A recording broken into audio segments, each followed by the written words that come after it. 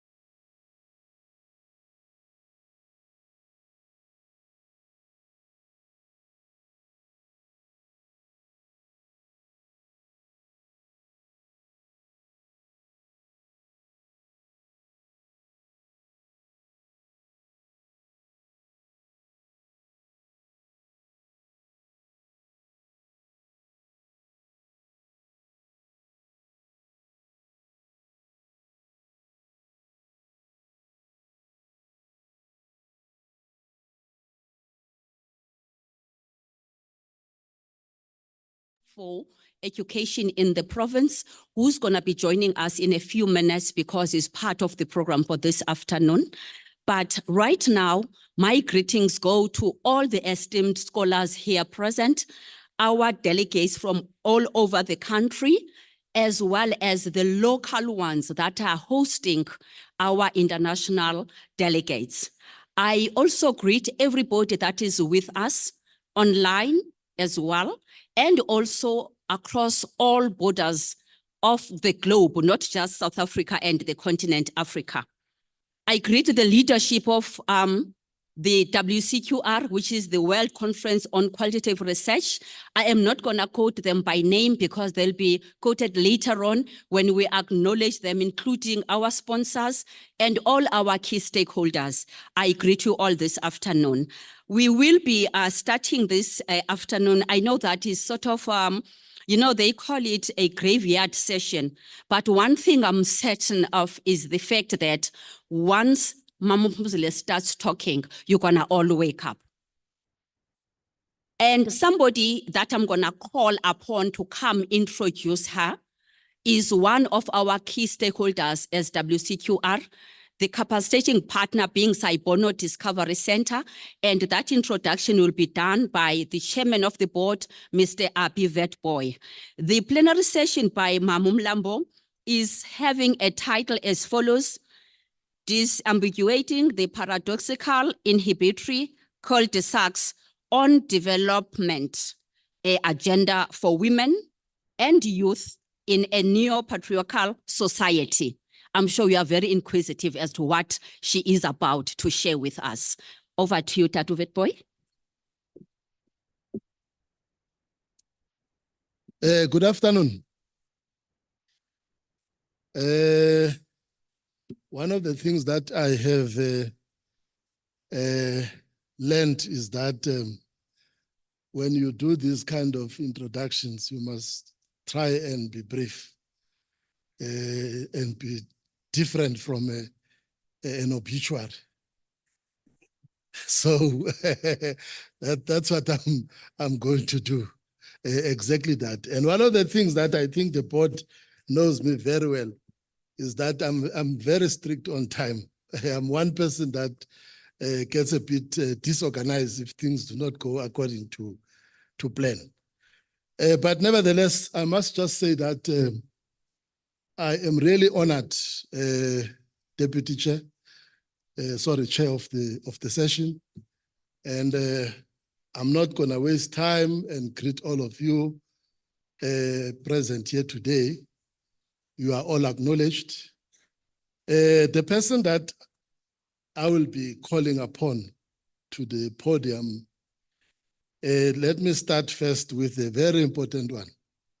Is a person who was a deputy president of South Africa, of the Republic of South Africa. Here we're talking of a person who recently took up a big interest, and which makes us to be very excited in education, in the improvement of education. You know that she was also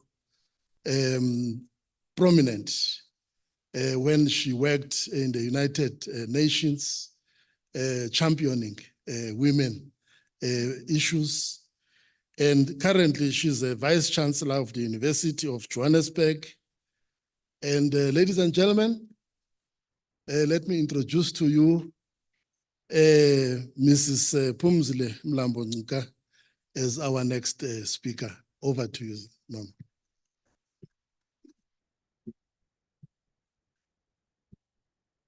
And this session will be moderated by Prof. Mufulo. Thank you.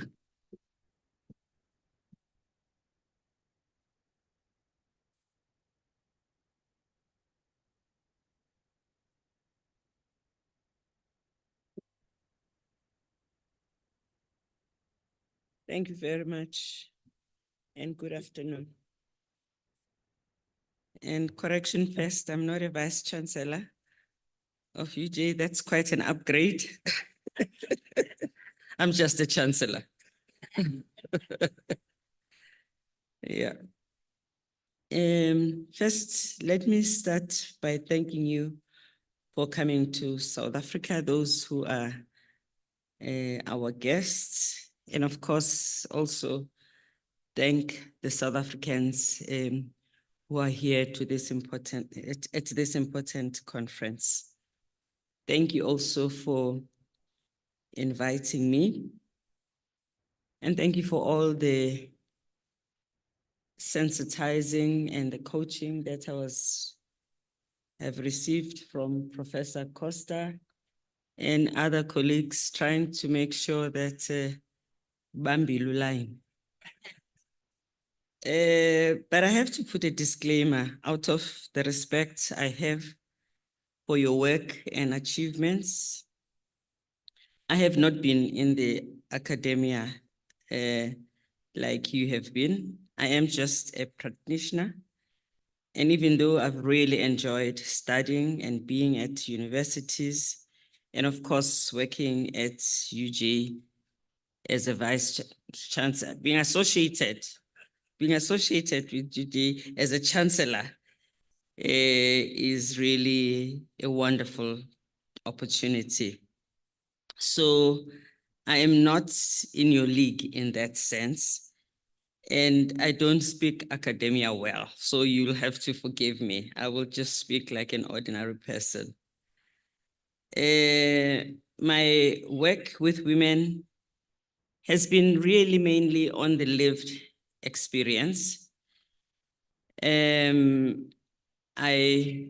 have had a limited opportunity as far as research is concerned, but I've depended a lot on researchers, especially qualitative researchers, and I'm grateful for the support that I received from them. It was particularly important when I worked at the United Nations. Women and youth are a large majority of humanity that face challenges almost everywhere in the world. And yet they have so much possibilities to make the world better for all of us, more equal, more just, more livable. But of course, culture and cultural norms, patriarchy as the topic also suggests, intersectionality of the many injustices that they are exposed to, all lead them to a particular cul-de-sac that makes their development impossible or limited. And to create a meaningful path for women and youth, we have to change so much that is around us. We want to see changes at home, in society, in places of work, in governments, because this is how all-encompassing discrimination is, and how it then inhibits progress and growth. And it therefore becomes important to focus our change efforts literally everywhere. The one thing that I learned when I had those 8 years just working with women was just how complex the way forward is. Despite national and global efforts, the contradictory elements within society always push us to the paradoxical inhibitory cul-de-sac. And as we sit here, we are always having to use our research, those who do, to really point us in the direction of exits out of this cul-de-sac. All these inhibitions to true equality are sometimes hard to explain because they are intangible, they are ambiguous, they are biased, And it is only through qualitative research that we make the connections. In patriarchal society, especially where there is no representation of women, or that is in leadership position, or in ageist society where young people are far from decision-making, a lot of injustices just pass on almost as business as usual. Qualitative research, because it is ethical, it forces us to realize and reckon with the moral questions. It is also sensitive to questions of confidentiality, privacy, and it exposes us to the injustices that we need to be mindful of. It is also a pillar in societies that are also indifferent and blinded by impunity.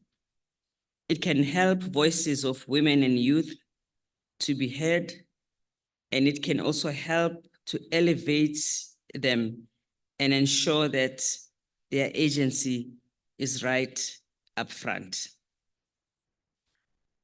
We must also accept with respect the Southern epistemologies which have finally emerged and are going strong. In some contexts, indigenous knowledge play a role in legitimizing and bringing up these forgotten members of society. But of course, they also can be oppressive. So one has to be critical all the way, all the time. We also have to bring forward and interrogate the Southern epistemologies and pull forward a mixture of old as well as new knowledge that we can use to lift us all, making sure that this does not cause us to be isolated, but rather to be integrated, but with confidence. We have to free ourselves of what colonial historians have bestowed upon us and make sure that our equality and our collaborative approach ensures that we can address the many and interconnected prejudices that we live with. We have to be sure that we are intergenerational, that we work across genders, across races, and across abilities. And so deep is prejudice, for instance, against women, that it was only in 1995 when the world decided to convene a Women's World Conference on behalf of all governments of the world, where civil society also participated, some private sector, academics, and youth. And that was in Beijing. It was in Beijing where we finally, and for the first time, we pronounced on a platform where all rights of, not all rights, but most critical rights of women were interrogated and meaningful resolutions were passed and adopted. It was for the first time in 1995 that a woman in Sweden, in India, in Mabopane, had the same rights that were recognized internationally. Rape was rape for all women. There wasn't rape for a woman in Sweden, which could be prosecuted, and something else for a woman somewhere else, which could be explained and almost trivialized. Killing women was murder and is murder. No honor killing, as we were sometimes made to believe that women can be killed for not marrying someone that their families choose for them. And forcing a child, an underage child, to marry was a crime, and in fact, rape. Because a child is a child no matter where she came from. So it is amazing that it was only in 1995, and all of the work that informed this conference was the work of qualitative researchers who brought papers forward, who worked with governments, worked with civil society, who were able to present papers that even the most skeptical governments could not ignore or overlook. And of course, by 2020, so much had changed, but so much more still needed to be done. And the extent to which change had taken place also remained unequal.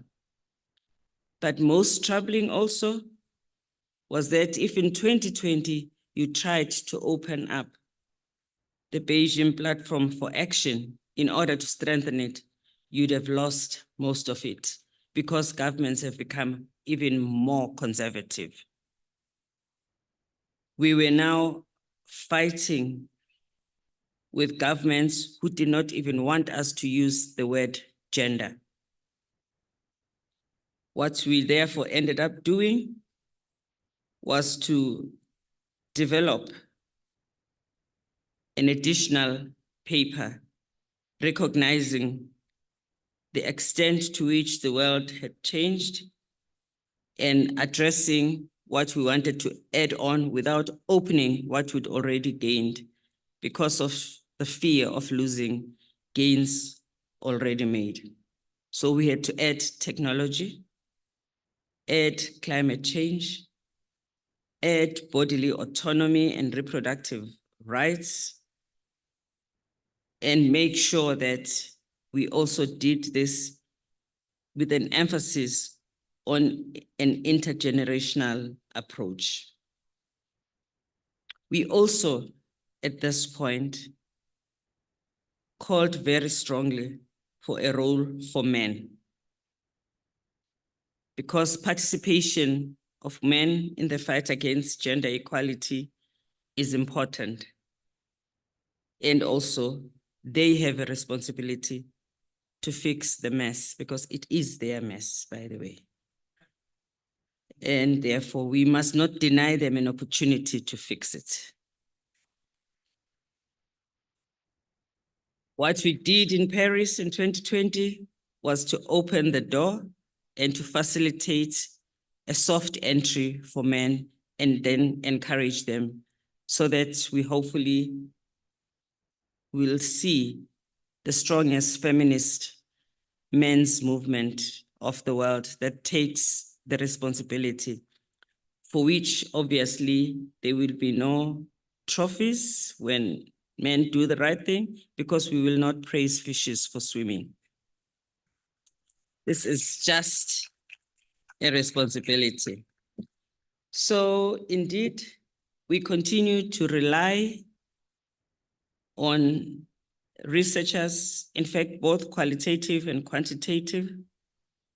We appreciate the work that you do that helps to eliminate some of the issues that may not be very clear to everybody, as well as to make the connections. And I hope that your work, while you are here in South Africa, will inspire many young people to follow in your footsteps, and for many of us to learn from the work that you do.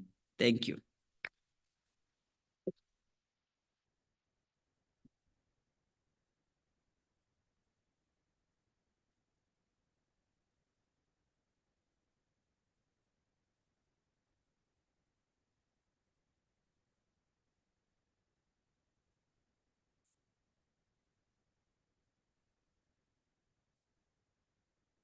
Thank you very much indeed for that thought-provoking talk from Dr. Phumzile Mlambo-Ngcuka.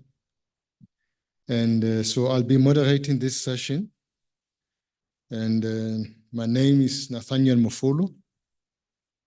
So you are welcome. I'll open the floor now for questions, for comments. We will note them.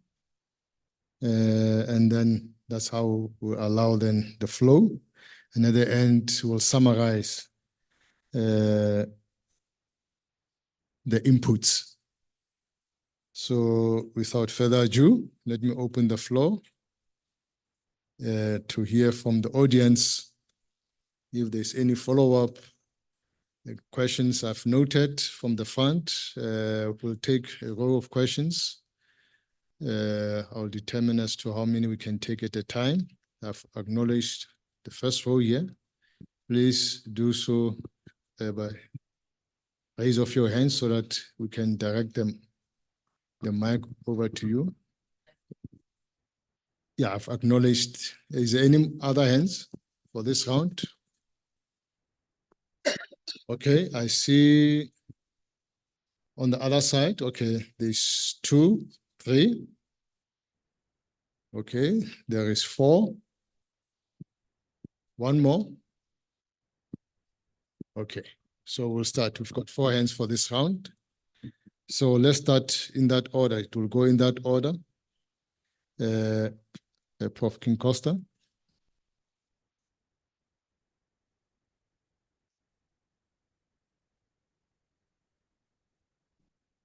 Okay, I think I'm audible. Thank you so much, Dr. Phumzile Mlambo-Ngcuka.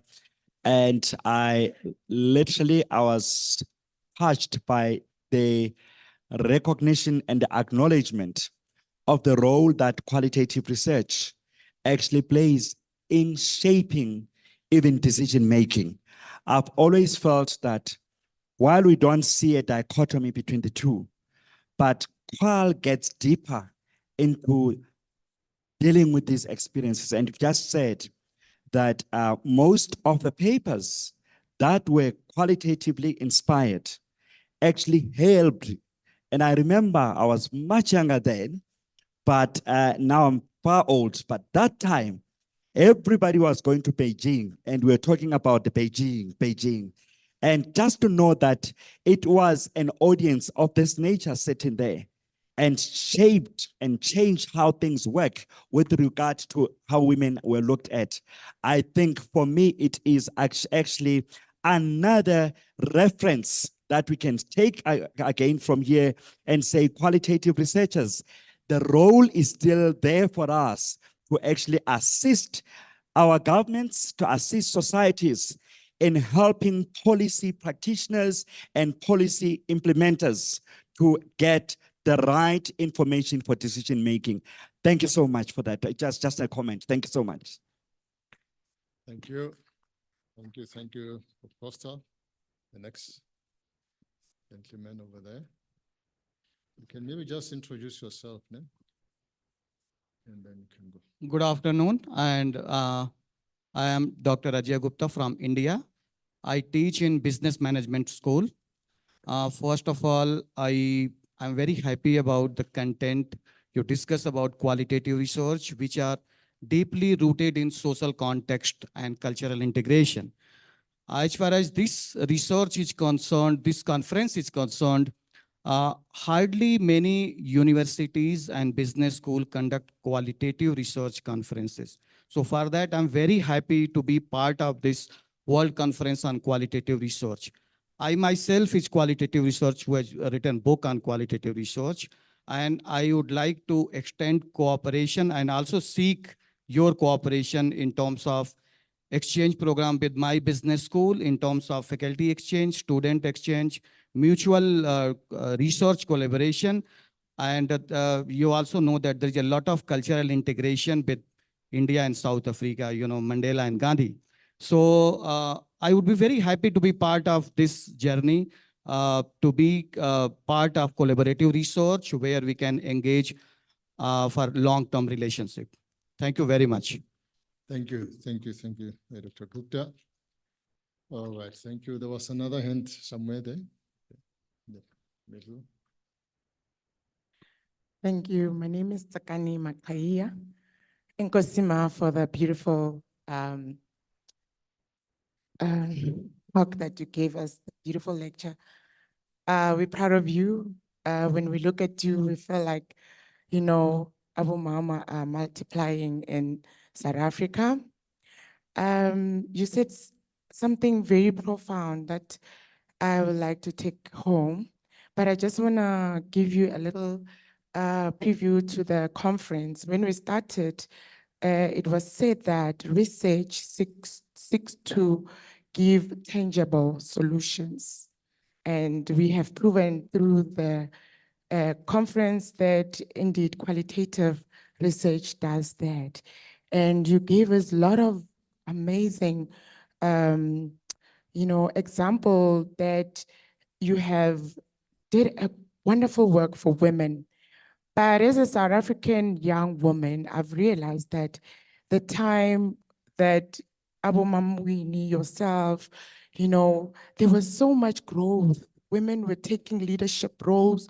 Women were supporting each other. There was so much, you know, role models.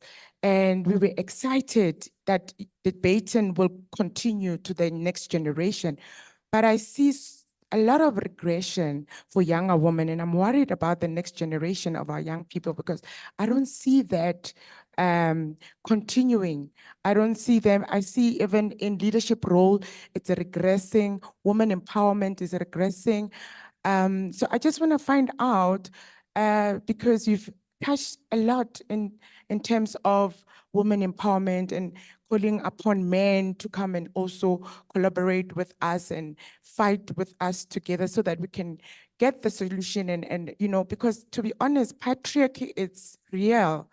And now that we are here, we also are ambitious. We want to occupy spaces of leadership, but it's so tough and difficult because there's so much, you know, gatekeepers, and no one is protecting us. No one is fighting for us anymore. Our voices are not heard. Even if we speak up, it's tough. So while we still have powerful women like yourself, what do you think, what's the challenge? What's the solution to at least improve the status quo? Because it's so painful, because it was coming very, very, very beautifully, seeing our women, you know, being empowered, our women taking leadership role. And even in our corporate spaces, women are even resigning in numbers because of the pressures, and they are forced and to resign. It's been so sad. I'm talking in the South African context. Thank you. Thank you very much. I think the row on the left, far left.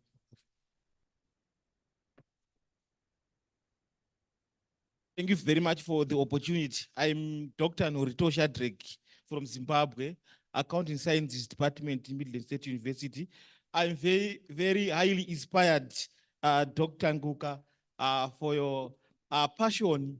You've really inspired me.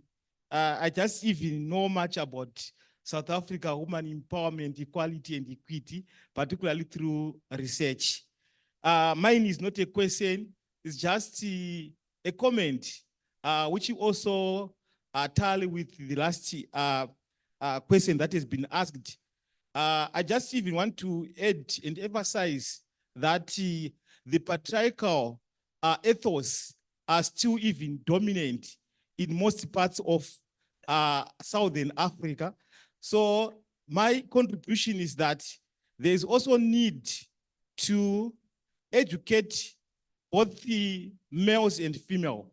Normally, the bias is on only teaching ladies, women to be empowered. There's also need to consider the issue of masculinity and the aspect of femininity, whereby the gender dominant started tender age.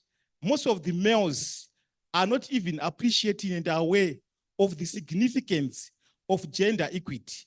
So there's need to empower women even by also teaching the male counterparts about the significance of the gender equality. This will take our countries in all the parts of the world to greater heights. Thank you so much.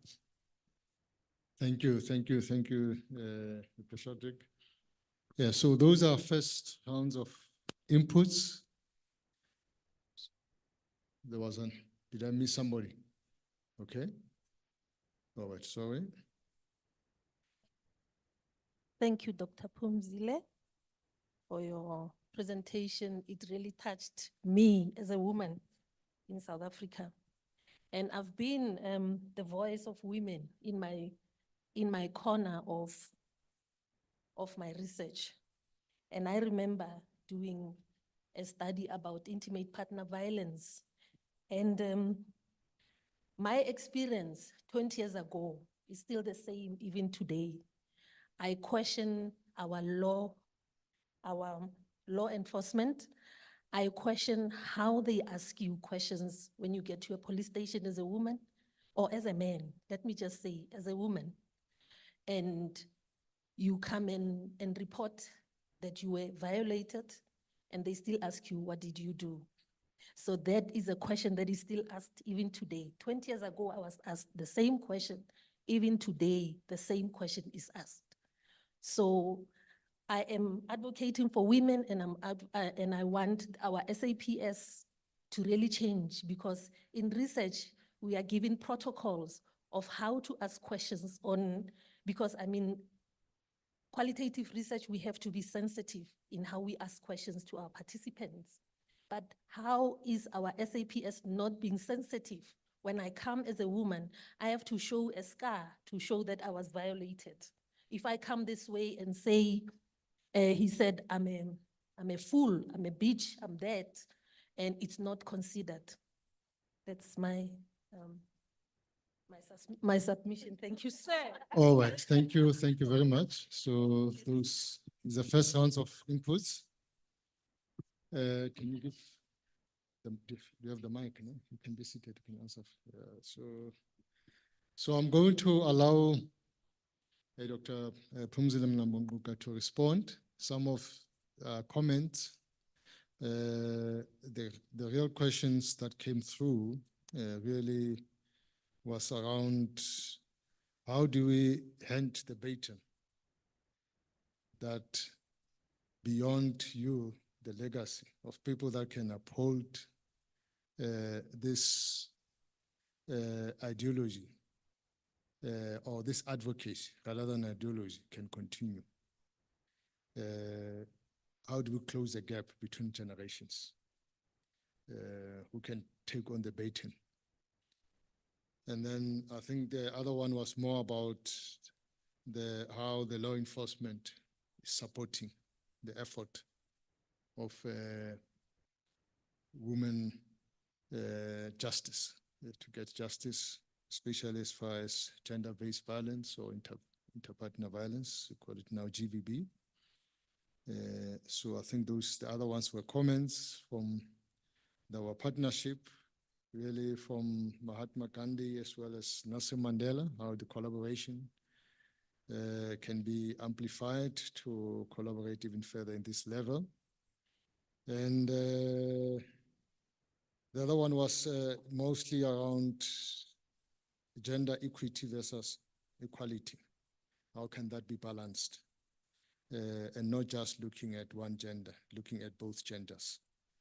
And from the king himself, Prof. Costa, it was mostly around how this then can solve, qualitative research can solve and its impact to answer these questions. So I'm going to hand over to her. Is there a mobile microphone? You can use this one. Okay, this one.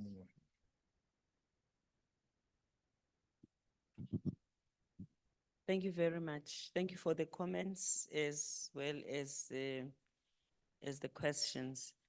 Let me start with the issue of gender-based violence and law enforcement, which obviously is a concern we all have. Gender-based violence is a pandemic. And having just come out of a pandemic, we know what it takes to fight a pandemic. we have not come out to fight gender-based violence the way we fought COVID. GBV was there before the health pandemic. It was higher during COVID. It has remained after COVID. This is how much endemic it is. When we had COVID, countries, governments closed borders. You couldn't travel. Your right to travel was taken away from you. They found money to pay to keep us safe, to buy us vaccines, to protect us in far-reaching ways. We all around the world knew the protocols and respected them. We wore masks wherever and whenever we needed to. We social distanced. I mean, konage here and there who would go off track, but the large majority of society really respected the protocols.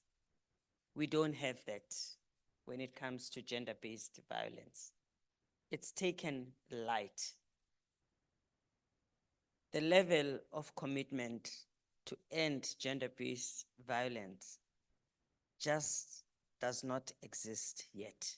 That's why we have it. If you equate our law enforcement with our health workers who worked day and night, who risked their own lives being exposed to sick people, you knew what commitment is. So there is something that still has to change in our society so that the fight against gender-based violence by law enforcement, by us as society, it is also not the fight you can just live with government. It's too much for every one sector in society. It is a whole society effort because after all, the majority of gender-based violence comes from intimate partners. It is violence of men against women by people they love, and therefore sometimes they're even reluctant to report. It is also difficult because it happens at home, which is private space and therefore not necessarily open. And the victims aren't always happy to wash their dirty linen in public. So this is complex.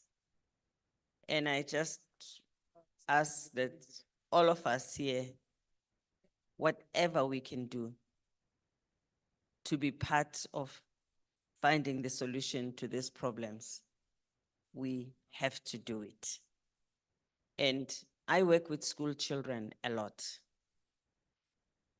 It is interesting at the beginning of the year when I say to boys, beating up a woman is wrong, but hi, gogo. Gogo in South Africa means old woman, you know, my type. Hi, gogo. And you have to convince them that it is wrong. Multiple partners, and it's not good for you. But it's interesting that by the end of the year, they actually begin to get it and talk to you in a manner that pleases you because they now respect the girls, their schoolmates. But it just is slow and painstaking. You really have to take it one step at a time and you just can't give up. And it needs everybody. So I don't think like I have a brilliant answer as far as this is concerned. I also feel defeated as far as GBV is concerned, which is why I continuously say men have to take their space here because it is men who beat up women. If men were to decide to ask his own shy, game over. I'm not going to beat up a woman, end of story. It would be such a change. We therefore have to make sure that we continuously engage men about their responsibility and responsibilities as far as this issue is concerned. On the issue, and then of course we have to support boys. I haven't looked at the figures very deeply this year, at the end of the year, about how the boys performed and so on. But I have been seeing that boys are doing worse than girls more and more. And that is not good. It is something that we have to be concerned about, and we have to support the boys. But then listen to this. When girls leave school and start to work, boys are on top. It is the boys who are managers, it is the boys who lead corporation. It doesn't matter how much girls achieve, they still are not highly representative in the place of work. So that's a mystery too, that we also have to understand and try to find equality also in that space. Obviously, there are more girls, more young women that are taking leadership position, but it's far from where it has to be. I mean, I just cannot believe that in 2024, I'm still talking about this rubbish myself. It is tiring. It is tiring, but you know, that's what it is. And we cannot give up the fight. On the issue of disappearing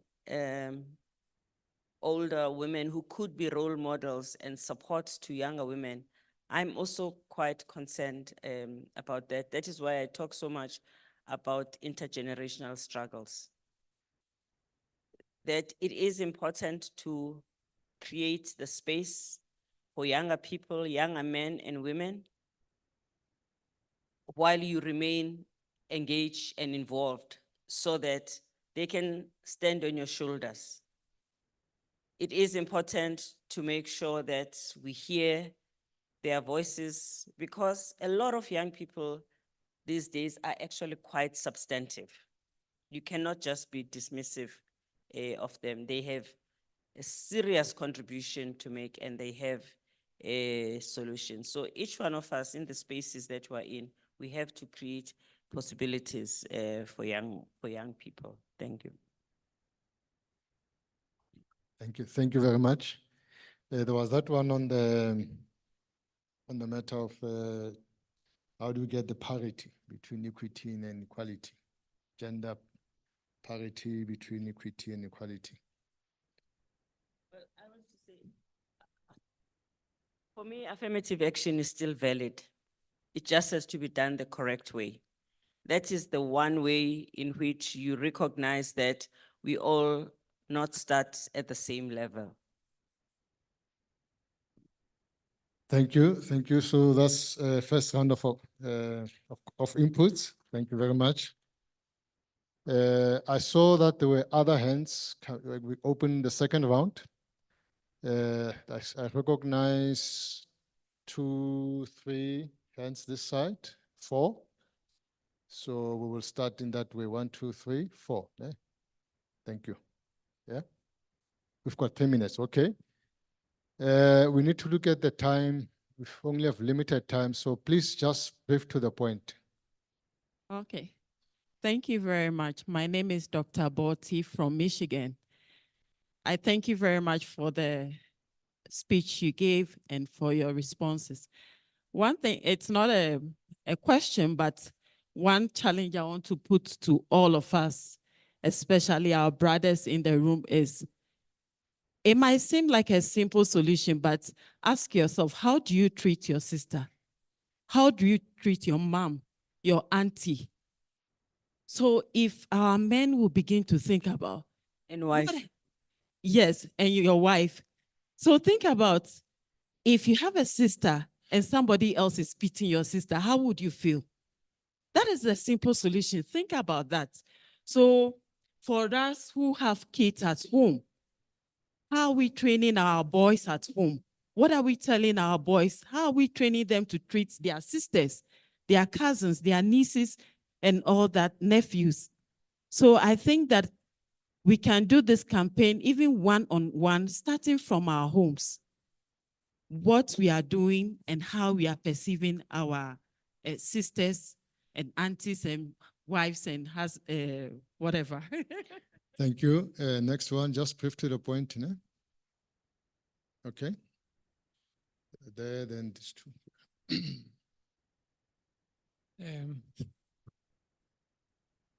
My name is Chris Matubatuba.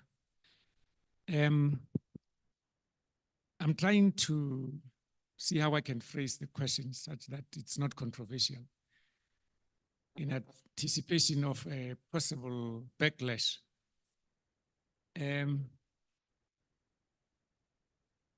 Now, because I want to put the onus on women, this is about sexism. And sexism and racism are twins. As an African that still feel that where many feel that we are still dominated by the Caucasians, I always put the onus on the Africans. It's upon you to be, if you want to be free. And the question that I will ask is whether women are ready to take over. But I'll neutralize it by saying, I believe they are. And my question will be, do they believe they are? Because even when they have got the opportunity, let's take the ruling party. There must be 50% women, 50% men. But when we go for elections, it is, even when there's a woman candidate, it is women, including even a women's league, that will be supporting a male candidate. When women are in positions of authority, of influence, they will surround themselves with men, with a group of men. If a minister, a woman minister, would demand, I mean, Gaddafi did that as a man, his bodyguards were just only women. And if that mindset can start, because I say that even about Africans when they say we are still oppressed as blacks, and as I said, what are the things that you do? So demand that I need the bodyguards of only women. All right. They are police officers as well, and I believe they can protect me. Yes. Yeah, thank you. In the interest of time, I've been, the timekeeper, the MC is telling me that I need to abide by the rules. I know that this debate can go on because it evokes so much response from the floor. Out of respect for the MC, I would just like Dr. Phumzile Mlambo-Ngcuka just to make final remarks. Then I'll just give a closing summary. Thank you very much. Maybe let me just conclude by commenting, about that last comment, because I think the others were just comments which we appreciate. Because you are a qualitative researcher, you cannot ask us questions about how the oppressed can actually oppress themselves. That's a qualitative research. That's a question for researchers.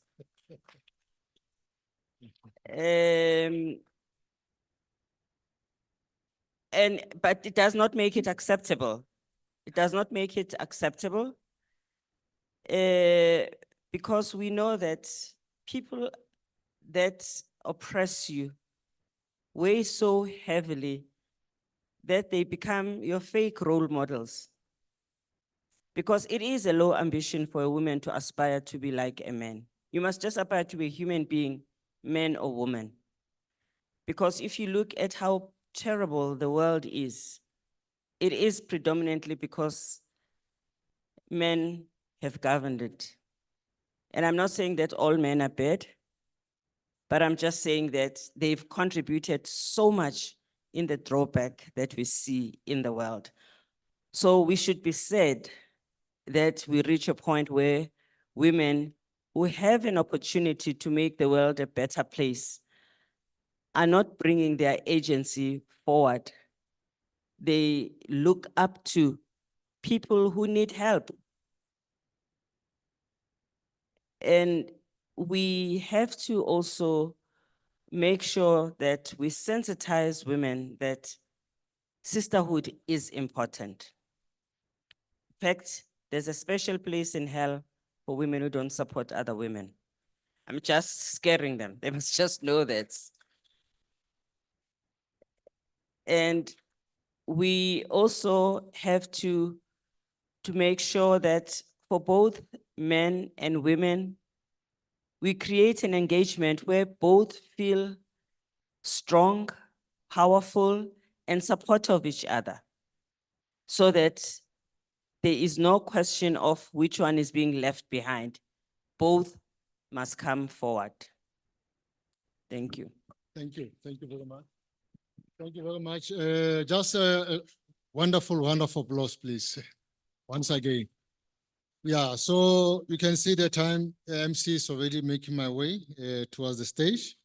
But we have almost now done. I thought I would summarize, but I think when she's standing before me, I need to respect the woman and not be patriarchal by occupying the stage. So thank you very much, MC. Over to you. Thank you. Thank you so much. Thank you.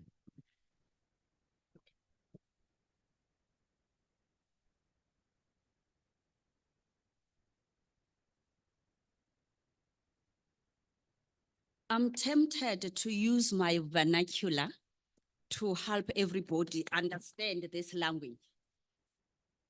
In my vernacular, when a presentation of this nature has been made, they say, ungawaqobi.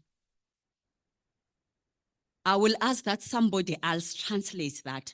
Maybe chairman of the board of Sci-Bono, when you come over to introduce our honorable MEC, who is here today, and we greeted him before he came here, and we did observe the protocol, MEC. And our chairman of the board of Sci-Bono Discovery Center will come and make that introduction. There's a message for you researchers, and I'm sure you got it clearly, even from how our Mam Phumzile has responded to some of the questions. Women stand up. I pass the same message. Over to you, Mama Dad Boy, after Umama Asnike, such a beautiful presentation. Thank you.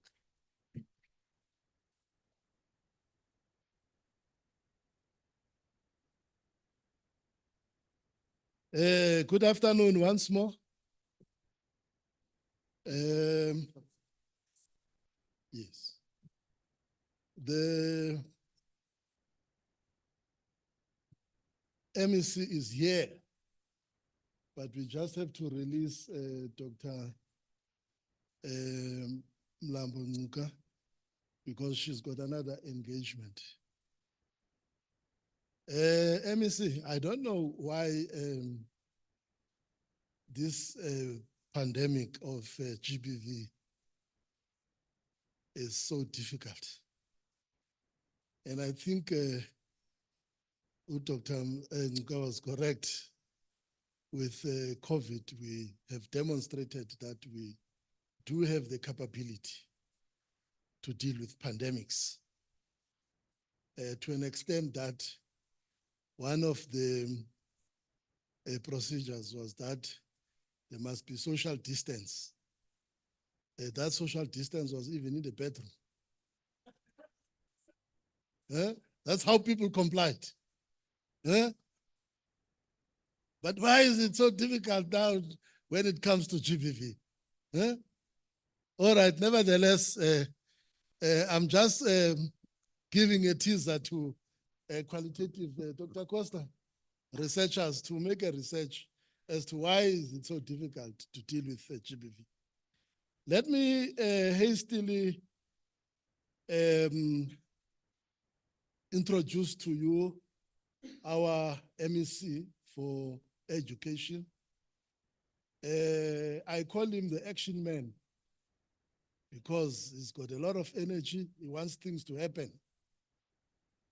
And I'm here standing in front of you to introduce the Honorable Matume Kopano Chilwane, who is our MEC for education in Gauteng.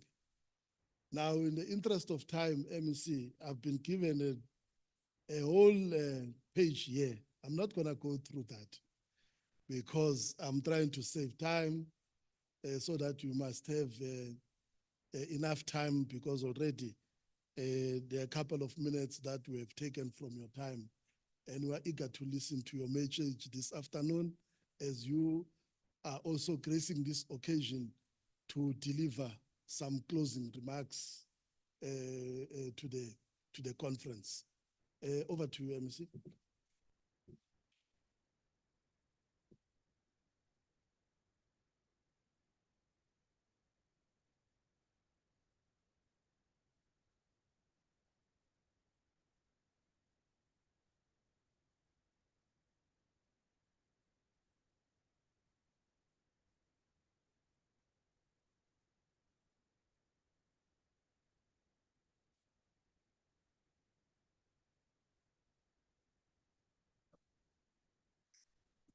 See, I am my debater.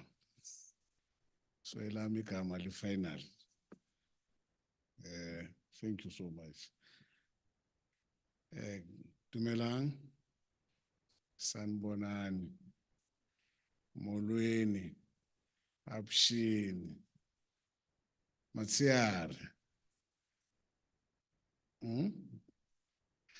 Masarabud. Thank you.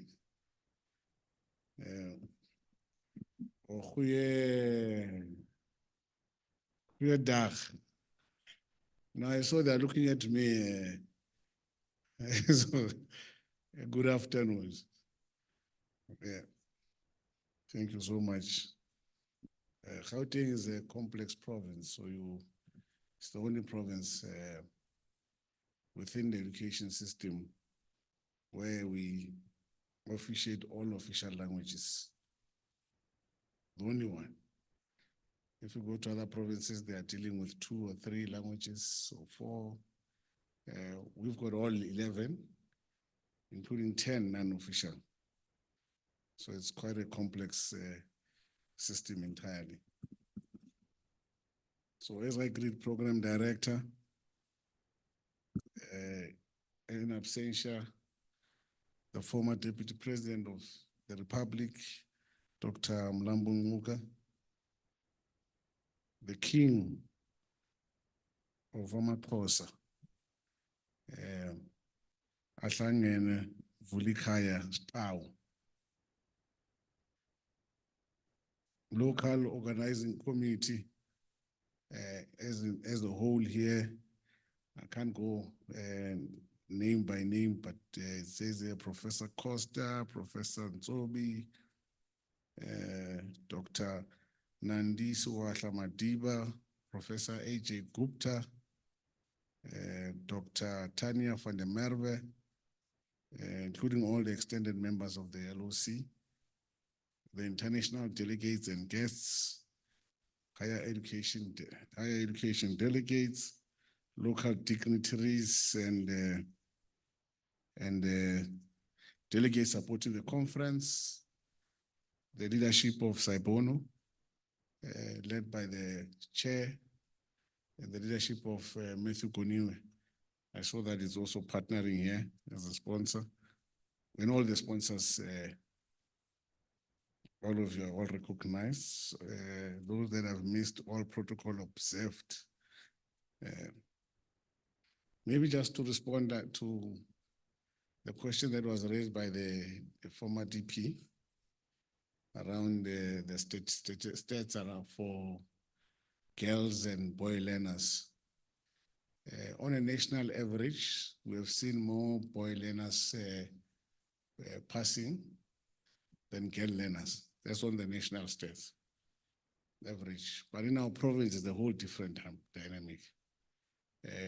In the last year, we enlisted 15,000 more girl learners than boys to write their final national senior certificate. In terms of performance, obviously, then on average, we've seen more girl learners progress in our province than boys. Performance of subjects, girl learners fared much better than boys in all subjects, except two. And you can guess those two. It's maths and science. So boys fared better than girl learners on maths and science, but in all other subjects, which is a problem. It's a problem.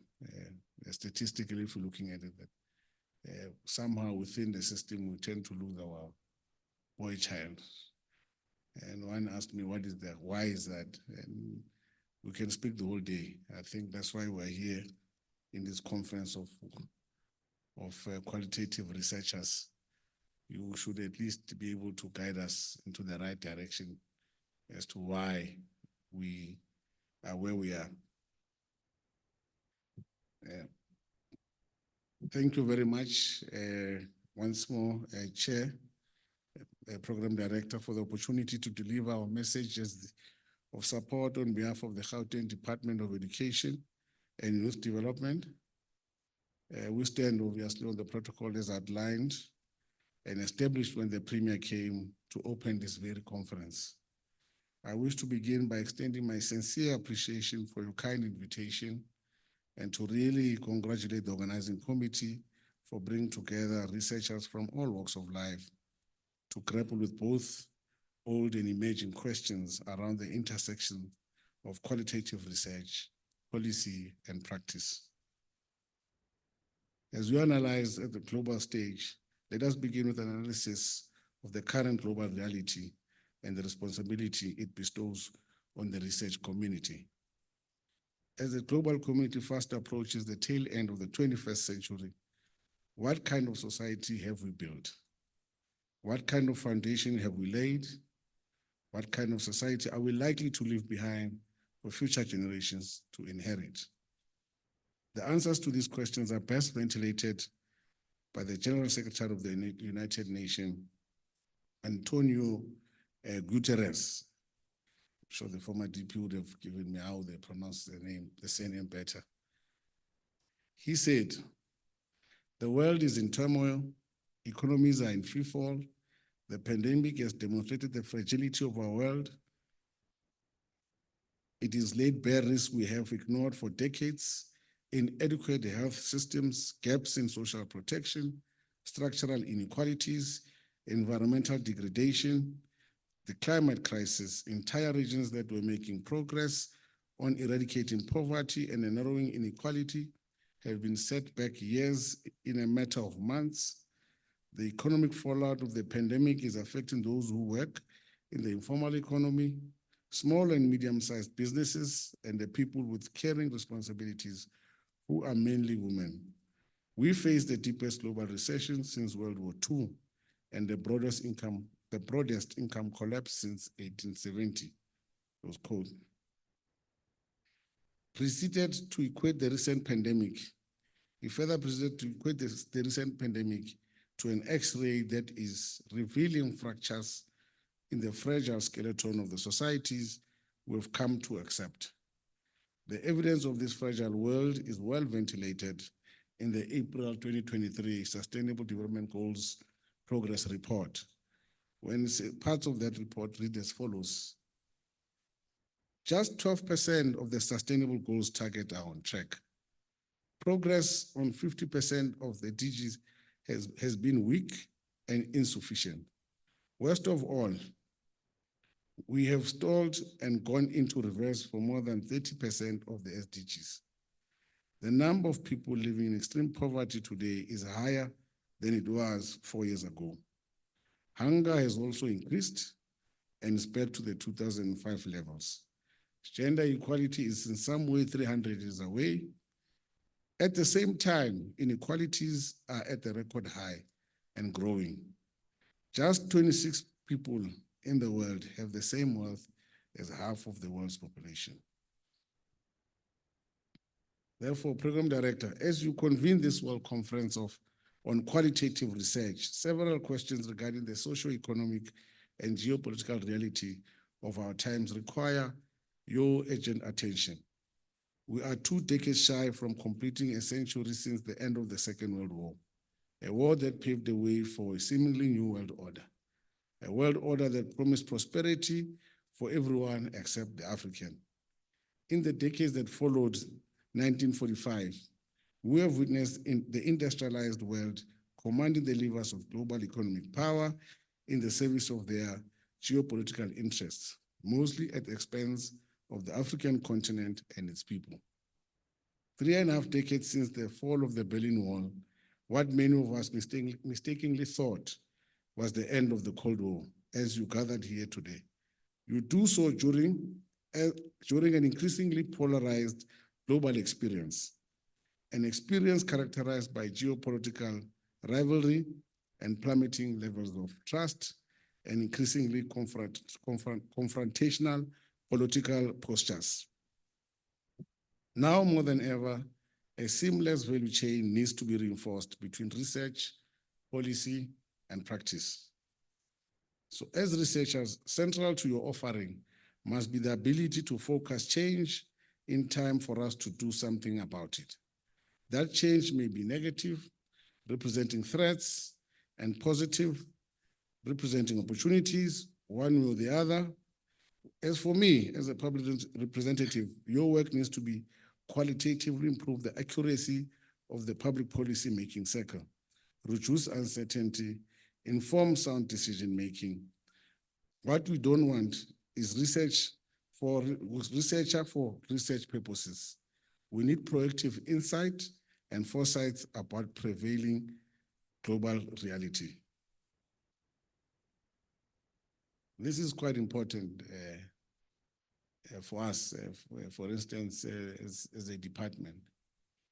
We always say that when we produce a matriculant, we're not just producing a child who can read and write or comprehend.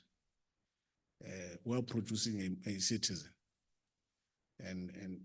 And with research such as qualitative research, it allows us to have an insight, because the methodology of gathering data, it's more interpersonal. For instance, I like to compare it to being a parent. When you're a parent to your kids, you are not the same mother to all of them. You are not the same father. You are a father to this one, different father to that one. And within the schooling system, and this is where we want to go. We want to go to understand that we can't be the same educator to every single child. And then we worry why we get perturbed and confused why we get these mixed results. So this is where your research needs to come in and assist us to begin to understand how best can we deliver, with an understanding that when we are dealing with a human being, we're dealing with an individual. And that individual has got their own lived experience, and they inform how quickly they get to understand what is expected of them. So with that said, I'll bring it back home to within the continent, because we have an agenda within Africa, for Africa that we want. Having endured the centuries of slavery, colonialism, and varied experiences of neocolonialism, the African continent always finds itself at crossroads, and so does the African researchers herself. Central to her experience is a paradox of a rich Africa, rich in human and natural resources, inhabited by poor Africans. This situation is untenable, undesirable, and of course, unsustainable. The value of our researchers' work must be judged by the extent to which their research helps us escape this paradox. Today, at the center of the African research agenda must be our resolve to redress, repair, and recover from centuries of man-made underdevelopment. One way of ensuring this resolve is by taking full control of knowledge and teaching our children about wealth-producing resources of our continent, adding value to our population, safeguarding our sovereignty and the ability to enter into relationships on our own terms. To achieve this, we need a transformed curriculum. This new curriculum should resemble a clock that our children must use to tell the political and cultural time of the day. The new curriculum should also resemble a compass that our children must use to find themselves on the map of human geography. It must tell us where we are and what we are, but most importantly, it must tell us where we still must go and what we still must be. Our relationship to our curriculum is the same as that of a mother to a child. Our children must leave school equipped with tools to challenge this long-standing war against African heritage, African culture, and an African frame of mind. We are to pave a road to victory against European propaganda that seeks to not only reduce Africans to a sideshow, but also reinforces the delusional idea that we are somehow an inferior people. Our continent represents a central nerve in the global economic value chains. Without us, no one can move any meaningful way economically. We need to produce knowledge that enables our youth to leverage this position of strength. There is really no need, furthermore, really no need for our youth to continue drowning in the Mediterranean Sea, trying to cross into Europe for greener pastures. This is why, for academics in the room, we need a curriculum that does not act as a rationale for dividing Africans and the plundering of our wealth-producing resources.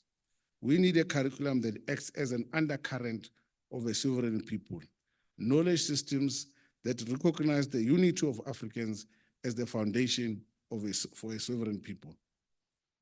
Addressing the founding of the African Organization of African Unity, the OAU, on the 25th of May, 1963, the former President Kwame Nkrumah, made a statement that should be repeated this afternoon when he said, "Africa must unite or perish." The struggle against colonialism does not end with the attainment of national independence. We are fast learning that political independence is not enough to rid us of the consequences of colonial rule. The mere point of unity amongst Africans places in the arena of the world power and a great potential for the future we want.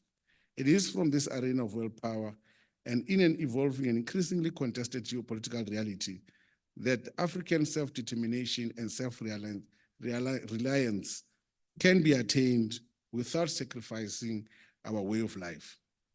Our forefathers knew then what we must know now. Only those who unite and command the wealth producing resources of the land can be considered truly sovereign. In addition to a transformed curriculum, we need a transformed and Afrocentric research and development agenda. For example, the trade relationship we enter into should be balanced and not exploitative.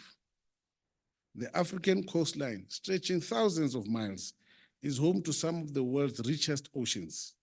Yet the communities that reside along those shores, despite their proximity to such wealth, continue to contend with dire economic hardships and ever-declining living standards. Similarly, our continent has 65% of the world's remaining arable land, 65%, an abundance of fresh water, and about 300 days of sunshine each year. I know those who have been to London can tell you. Sunshine is as scarce as diamond in that country. Yet, despite this strategic advantage, we have food insecurity and our economies continue to import food. Therefore, the purpose of education, that the primary role of our education is not to acquire status or wrestle for space in the labor market. Education, to the extent that it touches our lives, must first and foremost be turned into an instrument of liberation. We further outlined it within our own Freedom Charter in 1955, when we spoke about the doors of learning and culture. We said, the aim of education shall be to teach the youth to love their people and their culture, to honor human brotherhood, liberty, and peace. Education shall be free, compulsory, universal, and equal for all children. Higher education and technical training shall be opened to all by means of state allowances and scholarships awarded on the basis of merit. I know many have stopped reading the Freedom Charter, so I thought I should just remind you about the Freedom Charter. I argue that until we return to this understanding, education will continue to serve as an instrument of reproducing existing power hierarchies. Therefore, Program Director, despite the evident setbacks, I strongly believe that when properly empowered with the latest skills and innovations, our young people will be equal to the tasks. Our rapidly digital world offers a myriad of opportunities for young people from all walks of life, within and between continents, to connect and share ideas on how to tackle global emergencies. The pandemic taught us and demonstrated to us the importance of solidarity in advancing our common humanity. Never in the history of mankind had our health and well-being so dependent on collective effort and solidarity. In healthcare, we need our youth to innovate and make healthcare accessible to people in remote and unserviced areas. In education, we need more of them to improve digital learning platforms, make education accessible, tailored to individual needs. Develop educational games that make learning engaging and fun for both children and adults. In agriculture, we need more young tech enthusiasts to help connect remote farmers directly to consumers or markets, ensuring better pricing and reducing costs. On the other hand, as governments, we have the responsibility to maximize the impact of youth-led initiatives by creating supportive ecosystems that nurture innovation and enable a healthy interaction between technological innovations and youth development. As I conclude, in a recent publication, Mikateko Matebula makes a case for higher education researchers and educators to recognize African youth from underprivileged communities as both givers and takers of knowledge, or epistemic contributors. She argues that doing so is not a favor to these students, but an ethical response to the structural inequalities that limit equitable access and participation in educational institutions. In short, teaching and learning is not a one-directional process. It is most enjoyable and effective when it is interactive and fun. Thank you.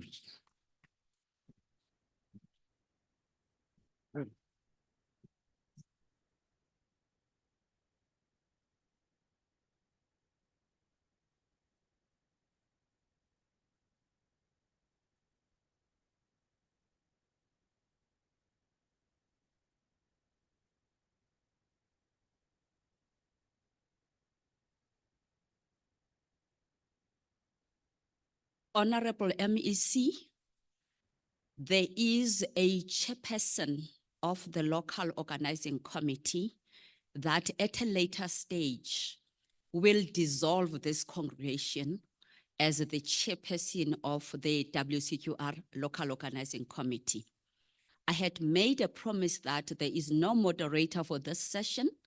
And therefore, I hope that I'm not disadvantaging anyone by having announced that. And therefore, we are not inviting hands. And I'm trying to see the expression by the researchers that we are not recognizing hands. Otherwise, I will be breaking my promise to the MEC that there is no moderation. And therefore, it was a message to us. And I think all of us were attentive.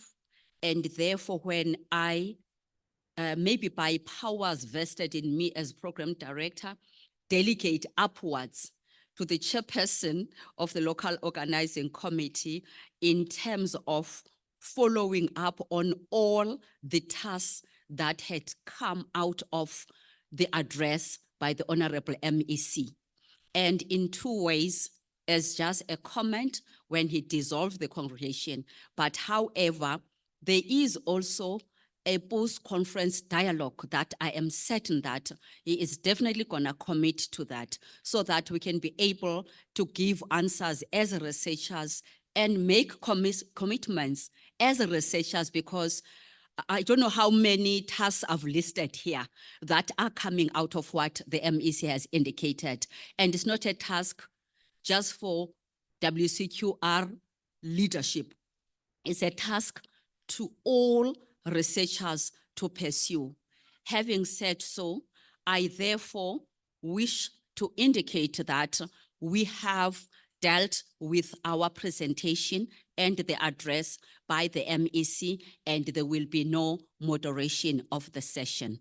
Chairperson, I hope I'm representing you well. Would you like to comment?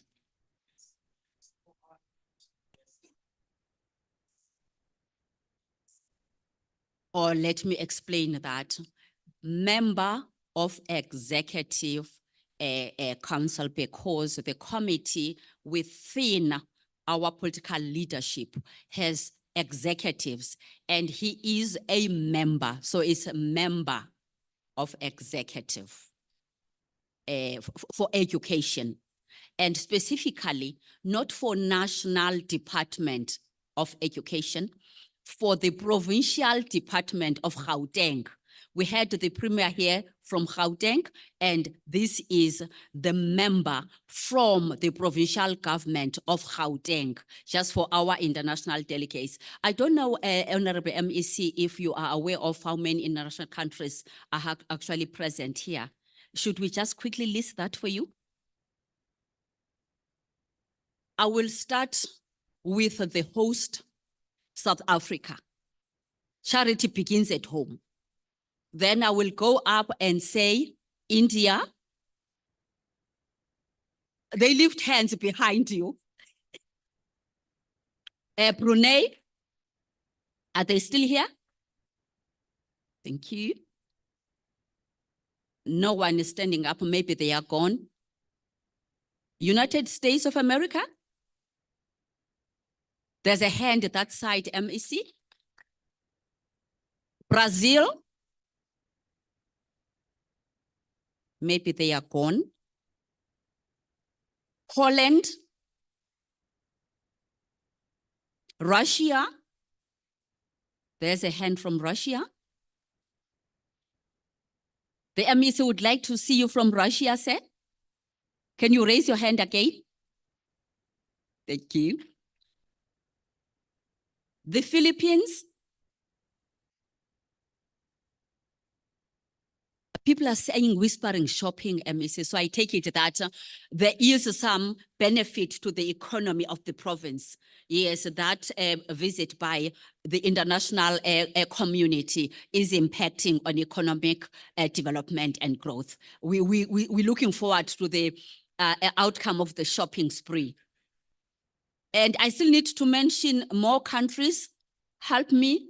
I covered the US, India, Brunei, Philippines, Brazil, Germany, Zambia, Zimbabwe, Swaziland, Angola, Namibia,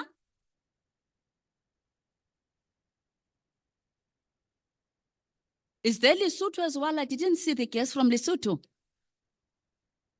Okay.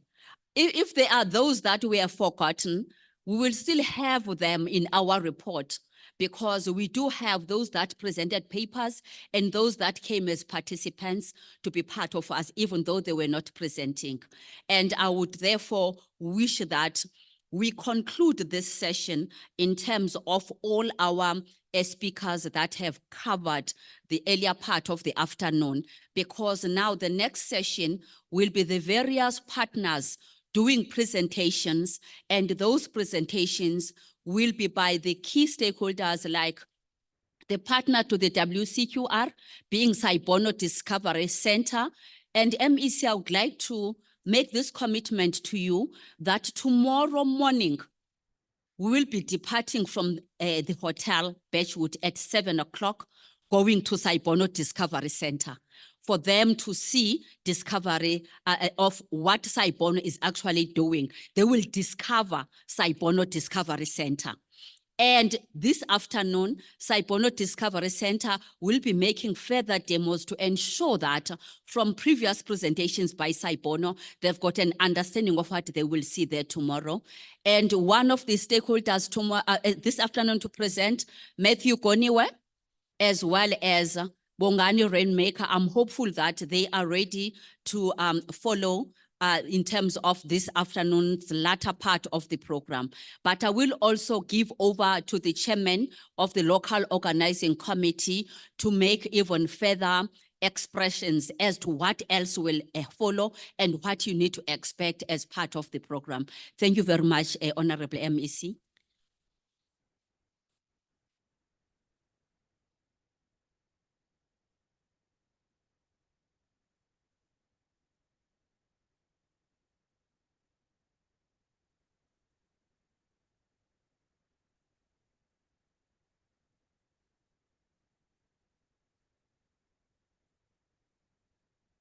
Thank you, Program Director. Thank you, MEC. We are blessed to have you here.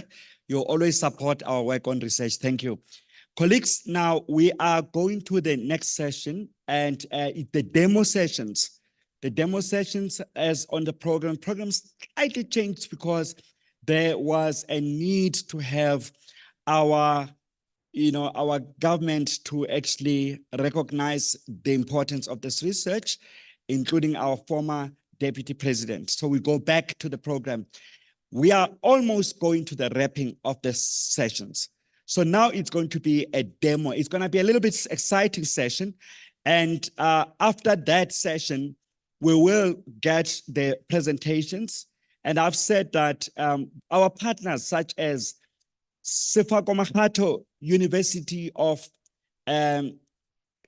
of Health Sciences, represented by the esteemed professor and the dean of that School of Medicine, Professor Mufulo. You've seen him here, Professor Nathaniel Mufulo, who's leading one of the iconic universities, particularly that section that produced doctors, particularly African doctors, over many years ago. So he will also be one of those that present. And then we've got Da Vinci Business School as well. So they're gonna be showing you as well as showcasing what we are doing in South Africa in some of our business schools, but mainly because they are partners of the World Conference. You go to the website, you'll also see them there. Without waste of time, let us now get Professor Nzobi, who is going to introduce the facilitator for the live interactive session. Over to you, Professor Nzobi.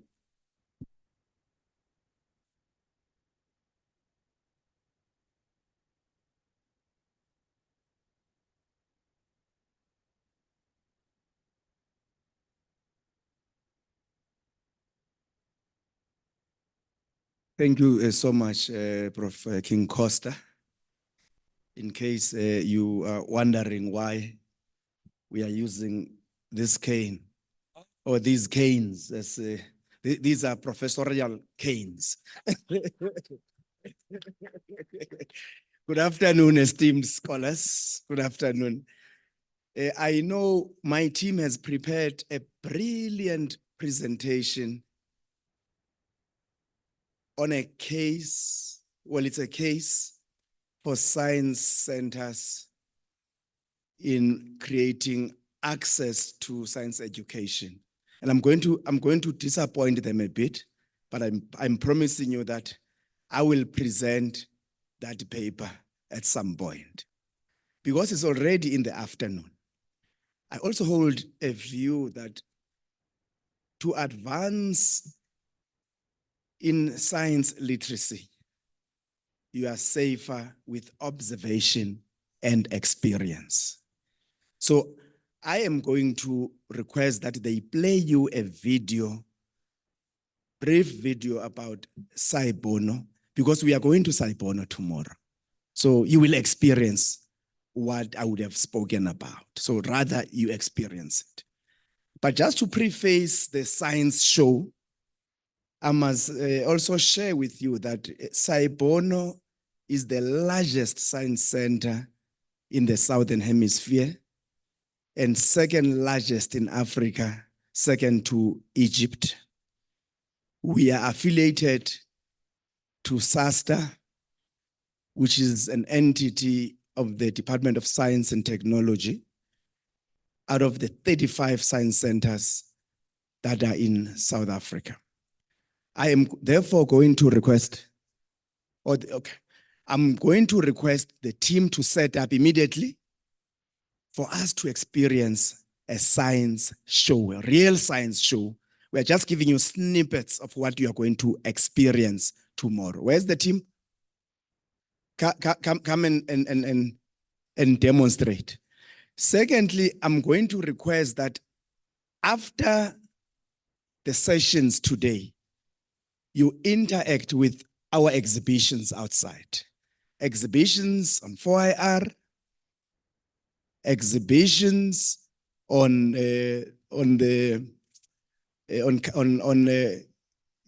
careers, many other exhibitions that are there following various themes. So this is what I'm inviting you today, colleagues, and the rest of the experience will be completed tomorrow morning when we visit the Science Center. I hope I have not disappointed Prof. Costa. This afternoon is about experience and observation more than anything. So I'm going to move you there. I'm also going to move you because some of these experiments have far-reaching consequences. So you are safer that side than this side. Okay, that's good. Thank you so much.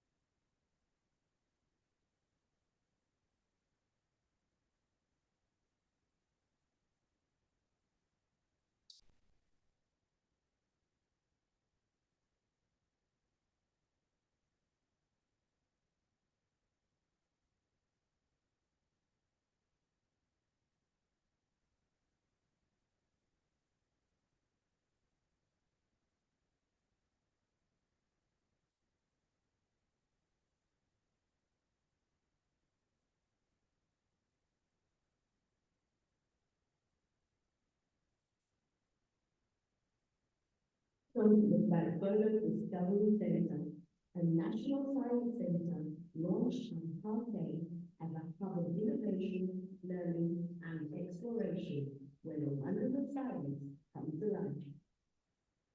Today, we invite you to take a journey through our diverse offerings that empower minds and shape the future.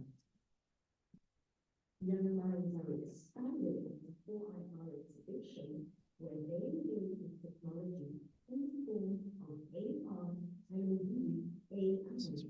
It is in this environment that they are exposed to boundless opportunities that exist in the sciences, technology, engineering, the arts, and mathematics.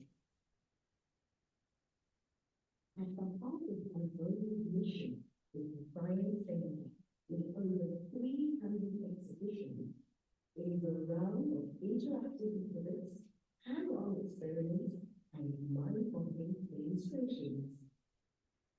From the moment you enter, prepare to be mesmerized by an array of breathtaking 3D artwork, where the line between fantasy and reality blurs. Witness your reality transform into a symphony of depth and perception. And every step reveals a new dimension of wonder. And your senses of near-death, gravity-defying spaces where the laws of physics seem to bend at will. Whether you're a science enthusiast, an art lover, or simply seeking an extraordinary adventure, the recently unveiled 3D incredible illusions promises an experience like no other.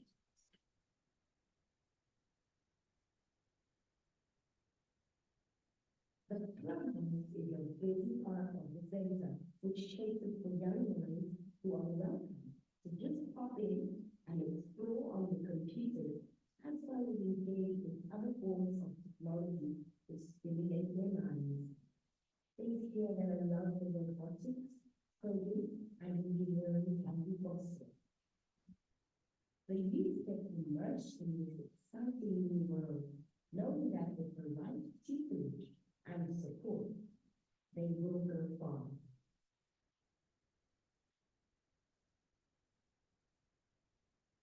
They could go as far as getting into the Youth Development Program, a program which engages young minds in a world of discovery, innovation, and growth. The graduates go on to tackle challenges, push boundaries, and ignite their passion for networking and security, as well as web and applications development. Our dedicated staff have encouraged and nurtured curiosity and ignited the spark of creativity, paving the way for these graduates to become the leaders of tomorrow despite any challenges they may encounter along the way.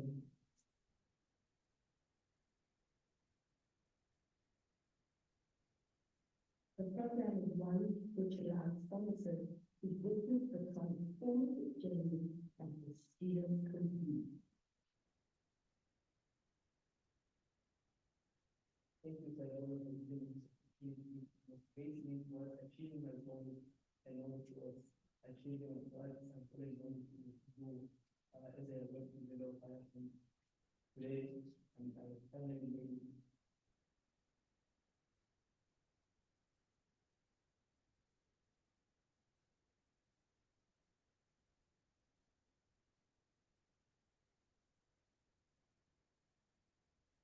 They knew a sense of belonging and impression.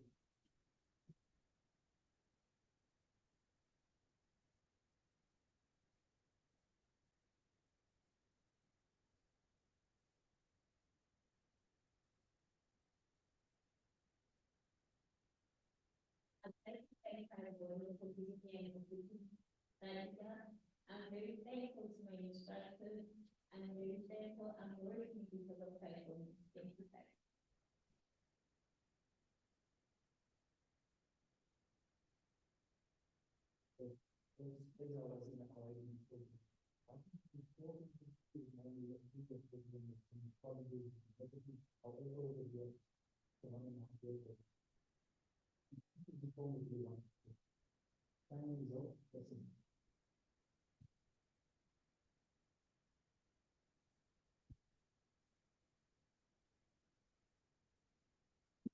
Beyond traditional education, Sci-Bono provides a bridge to the professional world through our career center.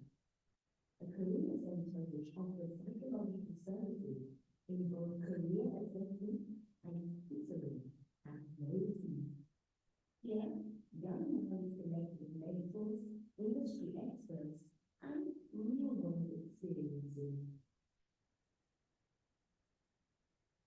whether it's study workshops, career expos, or internship opportunities.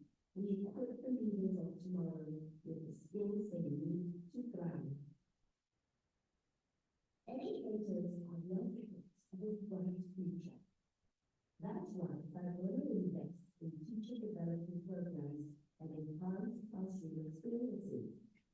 Through workshops and outreach programs, curriculum resources, and training, Sci-Bono empowers teachers to inspire and nurture the next generation of innovators.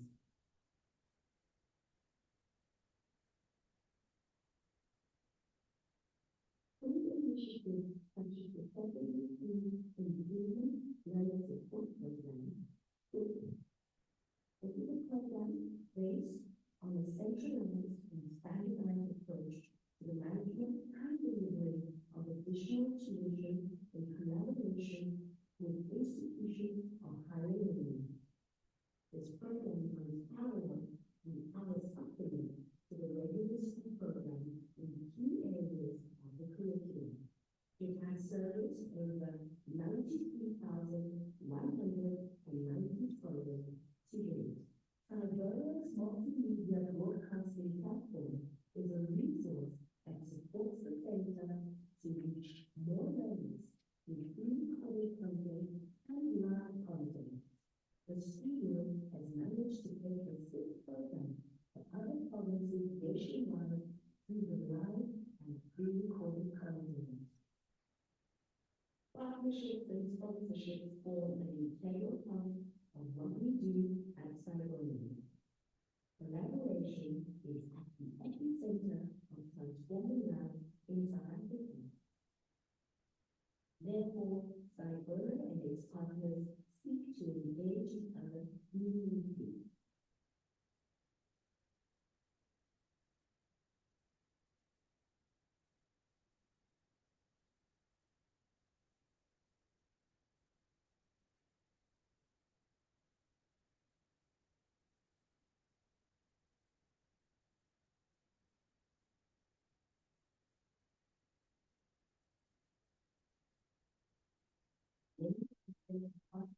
Know that investing in the work we do will yield results in the long term.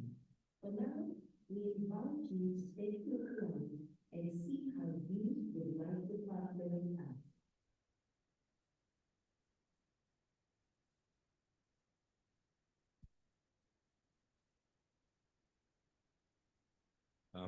Good afternoon to all delegates and guests, both present and online. So my name is Cecil. I'm from the Science Center, and I'm proud today to actually present one of our colleagues, a science communicator by the name of Rachel, who is actually going to give us some demonstrations, science demonstrations. And this is one of the many ways that as Sci-Bono, we try to show that education should not be something that is seen in a negative aspect. Instead, it can be fun, can be engaging. And I think as per Sci-Bono's motto, the science show encompasses everything that we try to show and have a positive attitude towards education. So Rachel, please come up, and she's just gonna give us a few quick demos. And to everybody who's gonna join us tomorrow, we're looking forward to showing you the rest of our Science Center. Let's give her a round of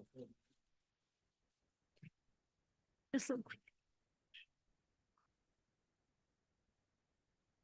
Good afternoon, everyone.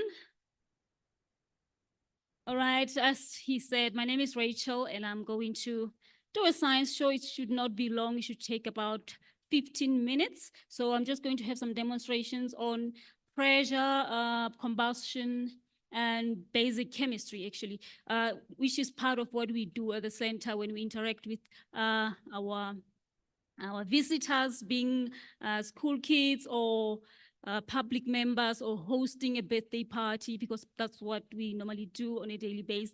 But I've never actually had to do a science show in front of men and women in suits. So today is a bit, is a little bit, I'm a bit nervous. So if my voice that's shaky, just understand that my nerves are climbing on top of my head. So I'm going to try by all means to speak in a normal everyday language, where as a science center and of course as a science communicator, we are supposed to take science and make it simple for every other person, whether children or people who are into science or not so into science.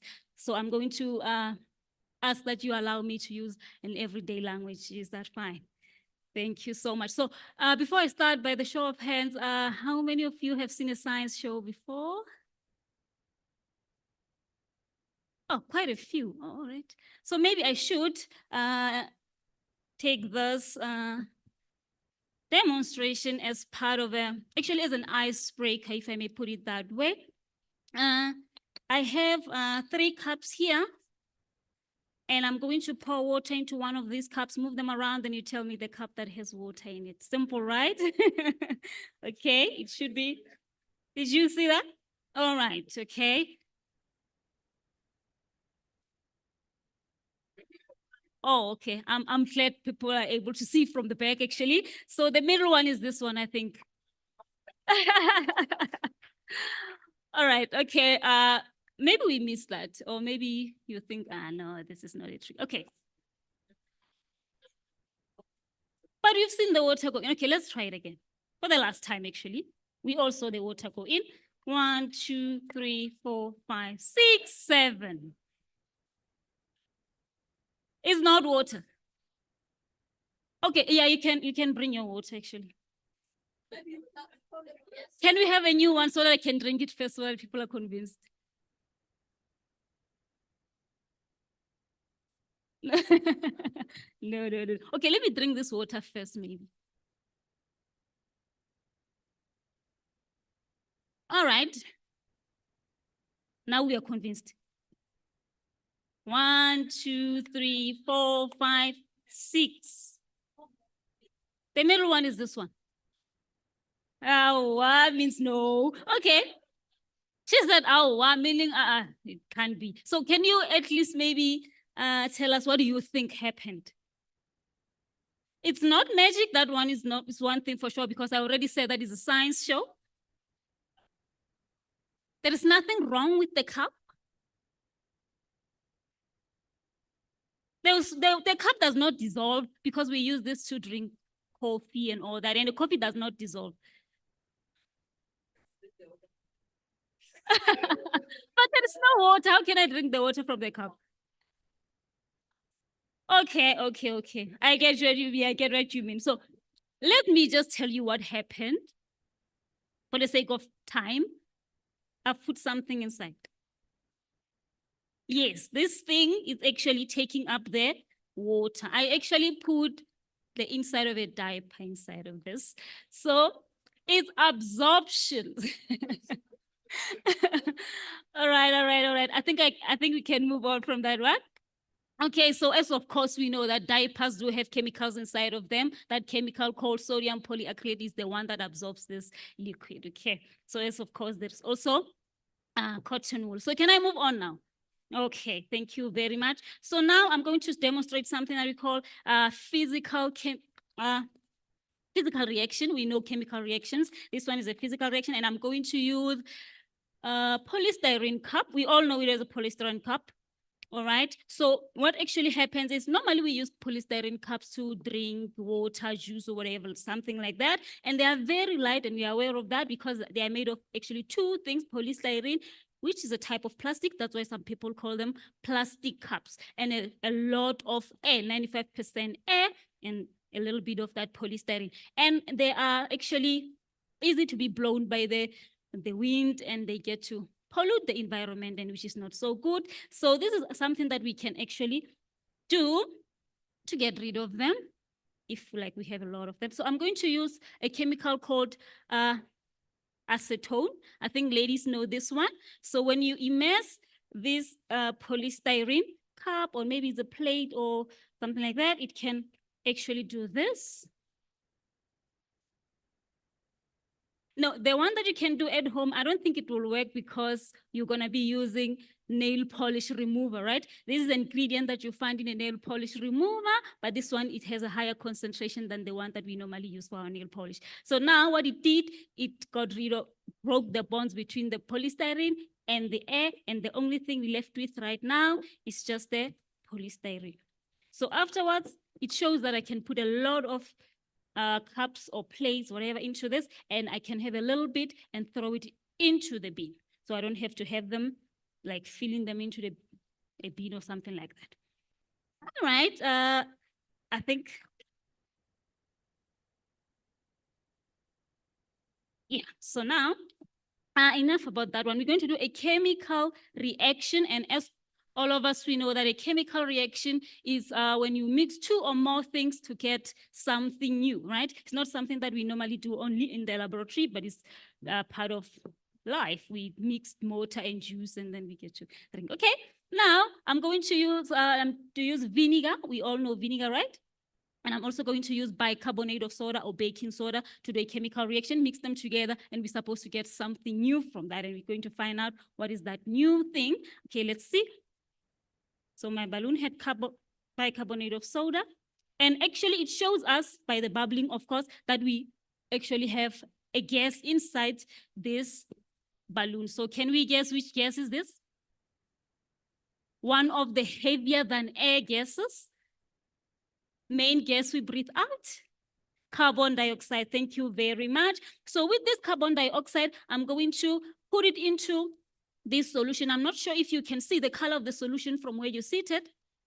It's green. It's actually universal indicator with water. Remember, we use universal indicator when we do our acids and base experiments normally at school, or maybe you can still try to do this one at home using some other things in the house. So universal indicator is one of those chemicals that we use in the lab to test our substances, but you can still use red cabbage at home. You boil it and you take the soup, and then you can test your substance in the house.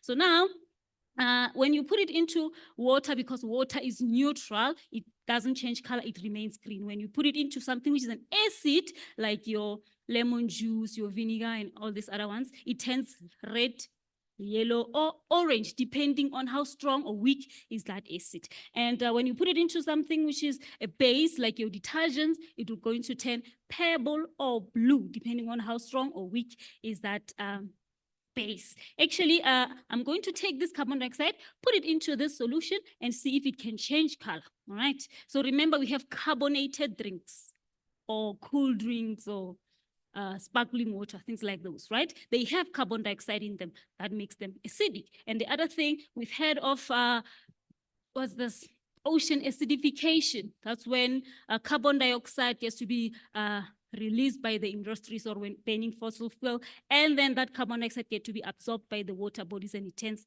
the water acidic. So we're just going to do an experiment to show that one, and with this one. And as I said, carbon dioxide is one of the heavy gases. So when I release it, it goes down into this solution.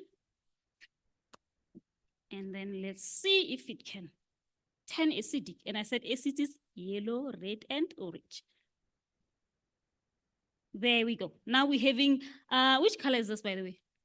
I think it's orange. So it shows us that we are having an acidic solution, but it's not a strong acid or a weak acid. If it was a strong acid, it was going to turn red. And if it was a weak acid, it was going to turn yellow. So now it's somewhere in between, all right?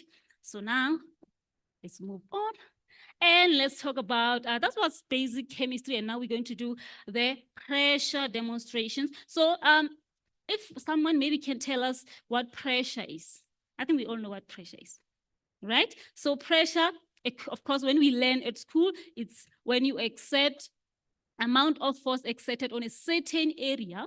And now pressure also tells us, especially through the formula for calculating for pressure, it tells us when you have a large area exerting force onto something, the pressure will not be much, but when you have smaller area, the pressure will be much. It's like when I poke you with a pin, or I poke you with a finger. With a finger, it's not that painful, but with a pin, it becomes painful because of that smaller area, right? And there at the Sci-Bono Discovery Center, you'll be going there tomorrow. We have chairs that have nails on them like this one. So what you do, you sit on those chairs. We expect you to sit on those chairs with nails on them. And most people are like, oh my God, is it going to be painful? They are doubtful about that one. But just going to do an experiment so that maybe tomorrow you're going to try it out. So I have one nail, smaller area, bed of nails, larger area. So I'm not going to sit, but I'm going to use this balloon to do this. It's not popping on this area because it's a larger area. So it's creating a bed or a larger area. But a small, I didn't even have to push it. So yeah, it is like it. So now we're going to talk about pressure, but specifically air pressure, right? So air pressure is the weight of air. And I'm going to use this balloon full of water just to insert into this flask. We're not going to say the name of this flask. This is a flask today. Ne? So we're going to put it into the flask, but it's not going in. And I think some of us, if not all of us, already know why it's not going inside there, the flask. Because it's too big, because, all right?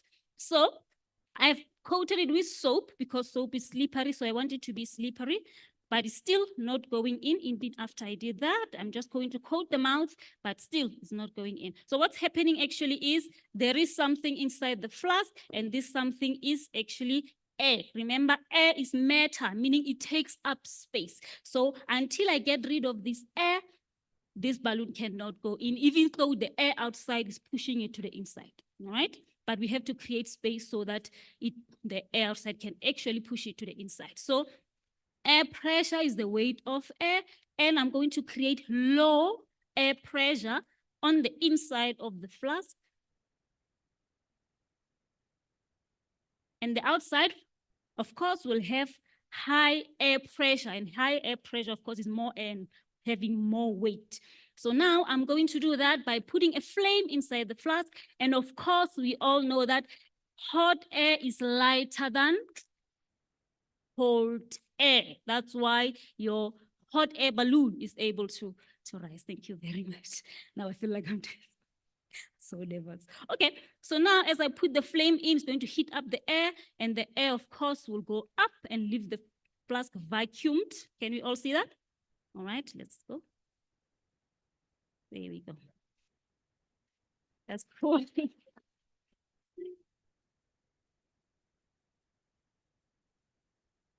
All right, we are almost done. Let's do the one demonstration on Newton's third law of motion, which is actually the law that is actually working with when shooting a gun or launching a rocket. So this one, you call it 2-liter rocket. Don't ask why I call it like that. Okay, so what I'm going to do, I'm going to do a combustion demonstration. Remember, combustion, it means burning of things. And for us to have fire, to keep the fire going, we need fuel, oxygen, and heat. I have heat there, and now I'm using methylated spirits as fuel. So the kids at home, they know they shouldn't play with this. Every time I tell them, no, that can be dangerous. So now I'm mixing the oxygen and the methylated spirits, vapor together. I'm getting rid of the liquid because it's not as flammable as the vapor.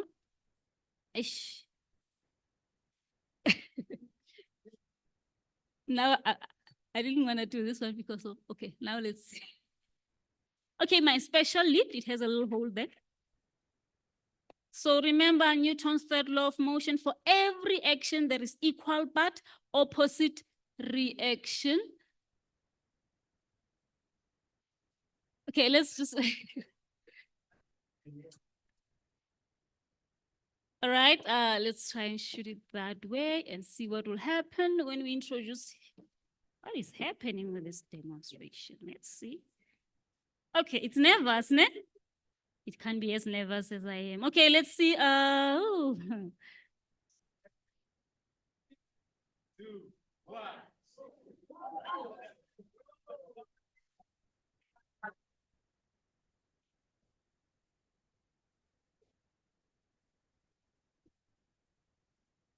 Yeah, that was a safe landing.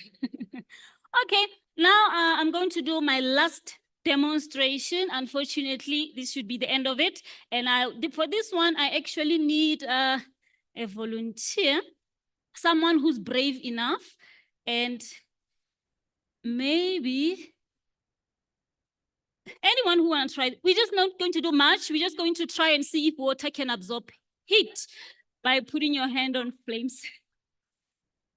Thank you, ma'am. Is our last demonstration.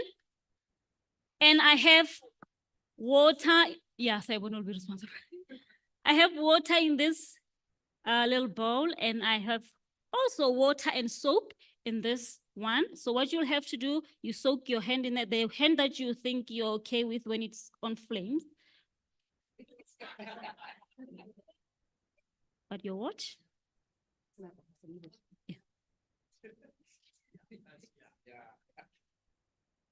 Okay, just soak your hand in here. Yeah, up to here. I think that will be fine. All right, here I have water and soap. Water is a good absorbent of heat. I have never tried this, but I believe it works. So, because water is a good absorbent of heat, so it should work. So what I have is bubbles. I'm creating bubbles of foam, and I'm going to put into the bubbles a flammable gas from this normal thing that we use in the house, but they can be dangerous. So it's actually air freshener. That's because it smells good. We don't just, someone can come with lighter and boom, because it has flammable gases in it. So what I'm going to do, I'm going to spray it into the bubbles or into the foam. So now the bubbles are full of flammable gas. And I think she needs more bubbles because she's brave enough. Okay, I think this is enough. Okay, you're going to put your hand away from your face like this. Make sure that you protect your lashes because you still need them like this. There you go. I think this will do. Okay, as our last demonstration, we just can get her ready by 3, 2, 1. Are you ready, ma'am? Okay, don't move your hand, please. Wow, thank you. Thank you so much. Thank you so much. This is nice. Thank you. All right, unfortunately, that was the end of the show. I really appreciate you, and I hope you enjoy the rest of your day.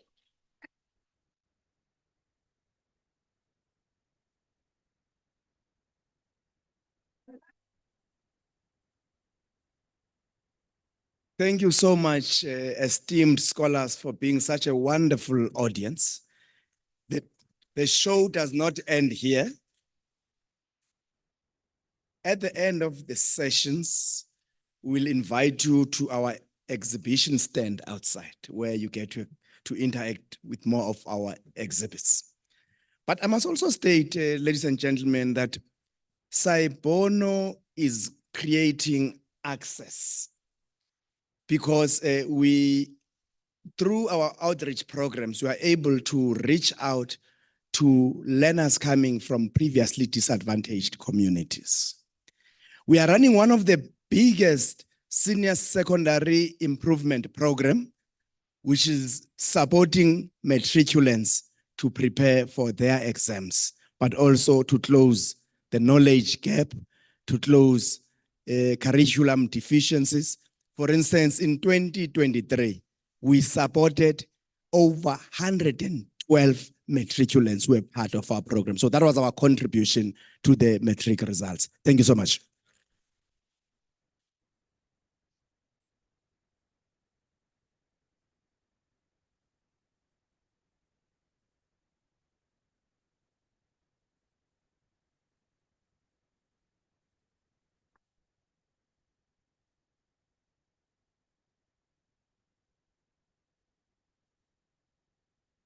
Thank you very much, Professor Nzobi. Can we give another round of applause? And I'll tell you why. It's because we are getting to understand that everything is having our own subjective experiences.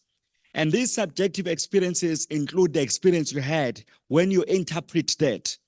The biggest program and what we are trying to do here in this demo opportunity that we had is to actually show that there is no schism between quant and qual, but they can work together because the experience of even going through anything like this demonstration will be of a subjective nature, multiple perspectives. Even what you saw, it has got multiple perspectives.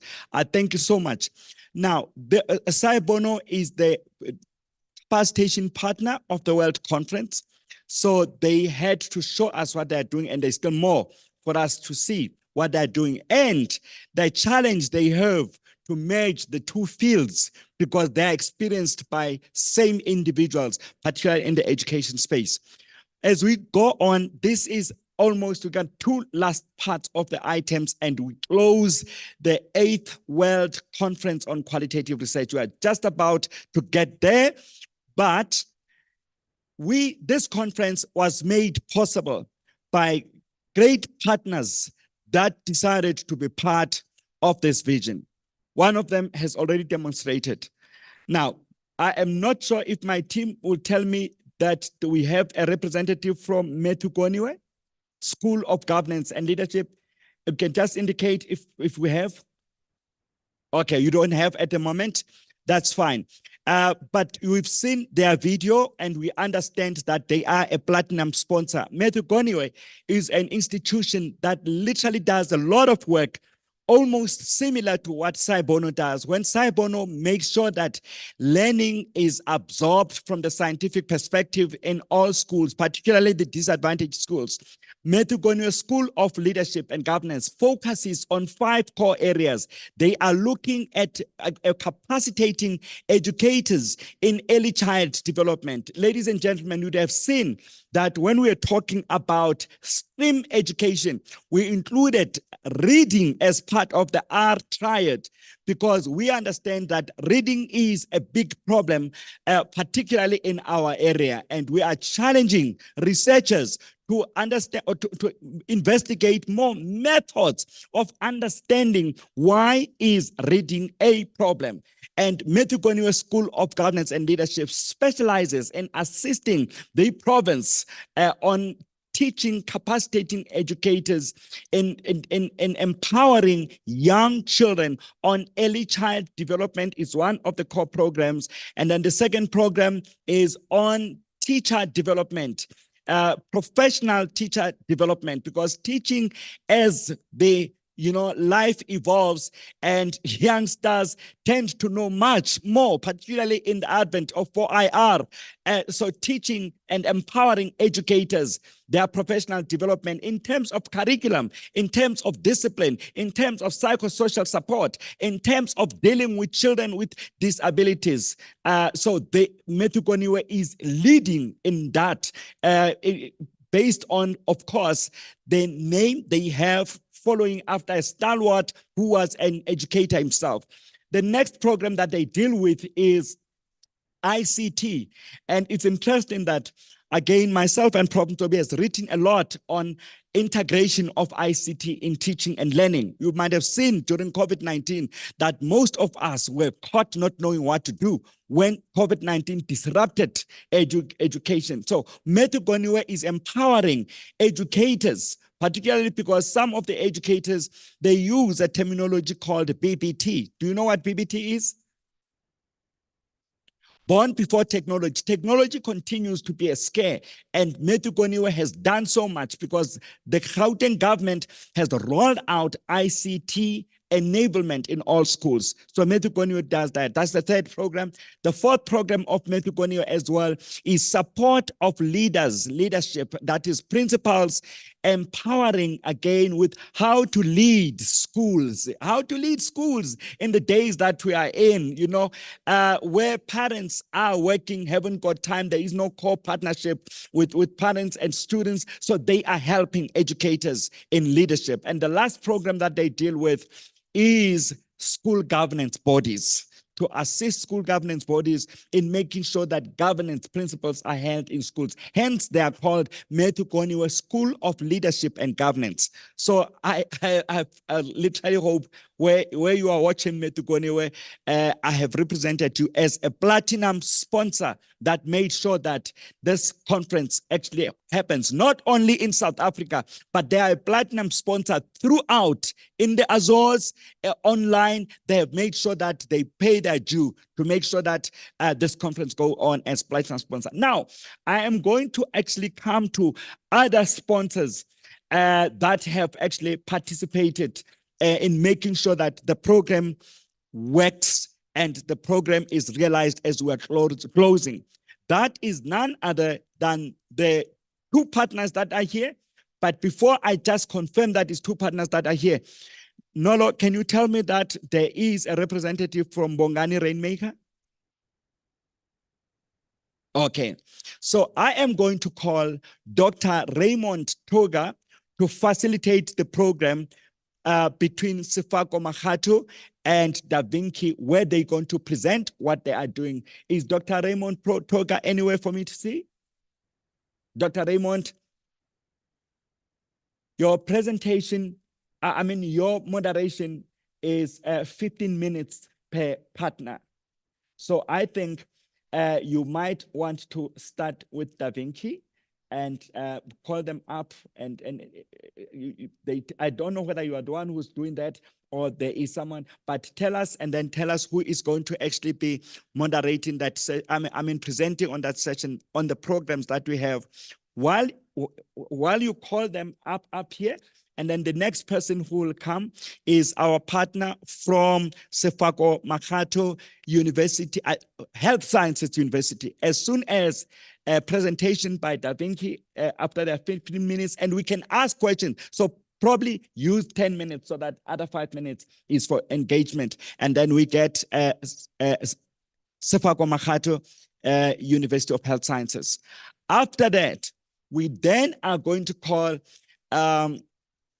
our guest from the local organizing committee, Professor Breeder, to actually tell us where the next conference will be. And I'll come back again on stage to do the closing. Thank you so much. Over to you, sir.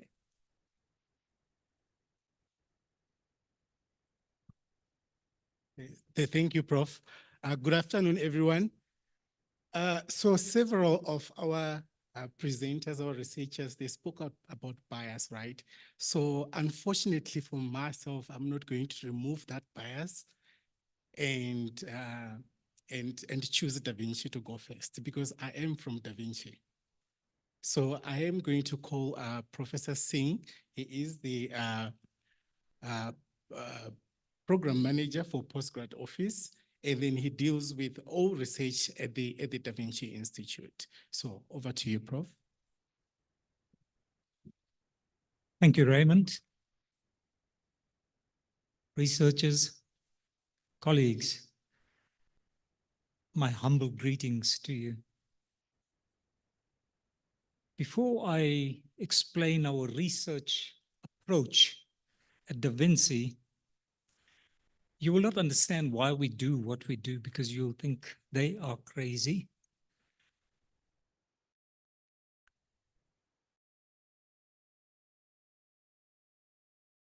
Institution, but from a research perspective.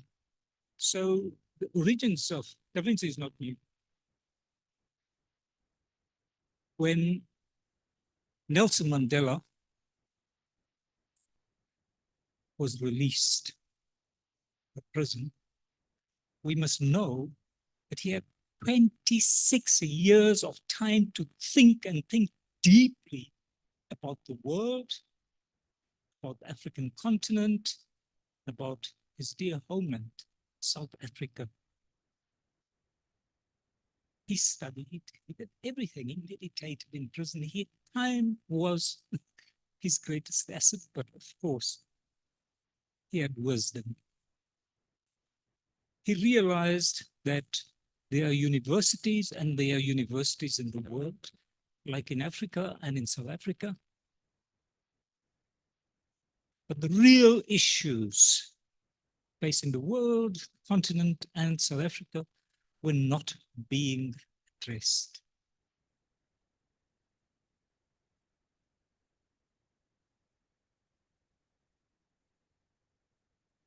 He came with his own solution. As far as he was concerned, this has to change. He couldn't change the public institutions. They were there, they were large, they had massive infrastructure, some of them thousands of staff. It's okay. He gave a specific instruction for a different kind of institution this country to be established that is going to produce the future leaders for this country, for the continent, and in the world.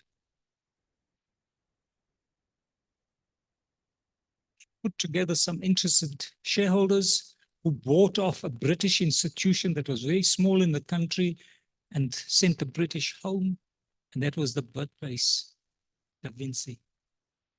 So this institution then was given one mandate in terms of higher education. Don't do what the others do. We are not telling you what to do, because you are the academics, you are the thinkers. Do something that is going to work. So therefore, then I can tell you what we do as far as research goes. So being a higher education institution, on the postgrad side, we have master's and doctoral degrees, but I also have postgraduate diploma in business.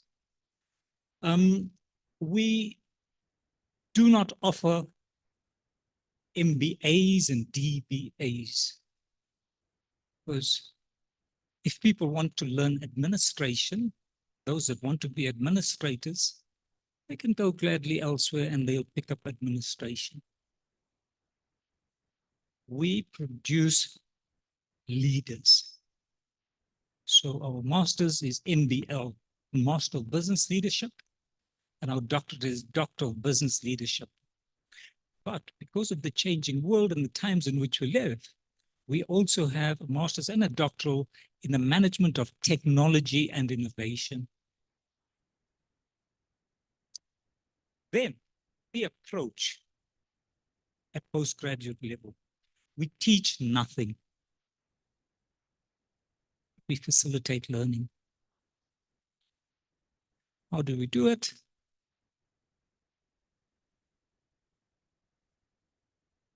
From day one. Day one is not the day you register and you present yourself in a cohort of students. Day one is when you face me for a 1-hour challenge. Online, for those that are far, otherwise face-to-face. And we challenge you because we believe in chaos theory. As long as you sit peacefully like this in your comfort zone, you learn nothing new. You're not going to move ahead. So with chaos theory, we deliberately confuse you. We deliberately frustrate you. We deliberately, but creatively and in a nice way, without you realizing it, we create chaos for you. So, and Prof. King Costa already in his address yesterday and the day before touched on this. So we challenge, and the easiest challenge for me to any prospective business person, because these people are long in business, they're CEOs and they are ministers and they are diplomats of countries in foreign countries, etc. You know, people that come to study business, is to tell them time is not a limit. I want you to introduce yourself without repeating anything that's in your CV or on your name tag to the stranger within yourself. And then they freeze. They don't know what to say. So I prompt them. Okay, take yourself back. Don't tell me anything that's in your CV. I can read. I have read. And I can read your name tag and your institution, so I don't want those things. tell us who this person is. And the reason for that is I want to see if you are going to make an adequate investment in the right place. So I'm trying to see if you match the institution or this institution is not the right place for you. So this is the most difficult task most humans have, is to identify who they are. So just think about it. If you were given the same question, say nothing that's in your CV. Do not give me your name.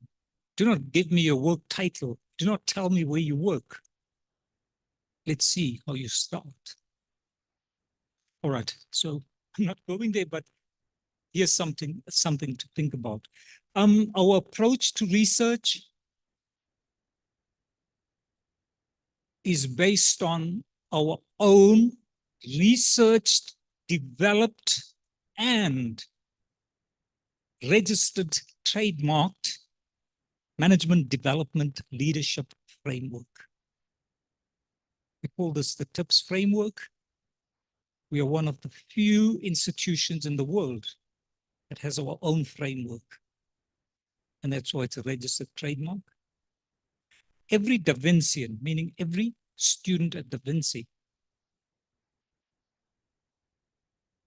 is not forced to use this as their theoretical framework for their study, but in their study, when they arrive at the discussion of their findings or discussion of their results, they must reflect through this framework also. So they reflect through the framework that they've developed in the study and the conceptual framework, but because they are Da Vincians, we want them to reflect on their findings and discussion through our framework. And our framework, when we say the TIPS framework, the T stands for technology, I stands for innovation, the P stands for the people element, and we bring it all together into a systems theory. So we are systems thinkers. We ensure that our learners are holistically approaching every problem, holistically looking at solutions as well. In this regard, we also, whether it's master's dissertation or a doctoral thesis, ensure that after the discussion chapter, whatever number it is, after the discussion chapter, the researcher must write on the return on investment of this study, ROI. And that they must reflect on at least 4 dimensions of ROI. And I tell them what I want. We will talk about number 1, personal ROI. You've invested 4 years and 6 years. What has this study done to you? Tell us. Because if it has done nothing to you, we failed. Second one, what does the study do as far as ROI goes in terms of your profession? So the professional ROI. So let's say you're a chemist. What does this mean for your sector? Let's say you come from agriculture. What does this do for the agriculture sector? Then we want to know the third one, organizational ROI. Most people, they are senior business leaders. So for their organization, what has this study done? Tell us. Because if it has not transformed their organization, you're going to transform nothing else. And at Da Vinci, our focus is work-based research. You're not going to suck some topic out of the sky. You're going to take a work-based challenge and resolve it in the process of your study. Also, the last component is societal ROI. How is your study going to help transform society? Is it going to do anything for the country's economy? And you've got to provide evidence that your study has done this.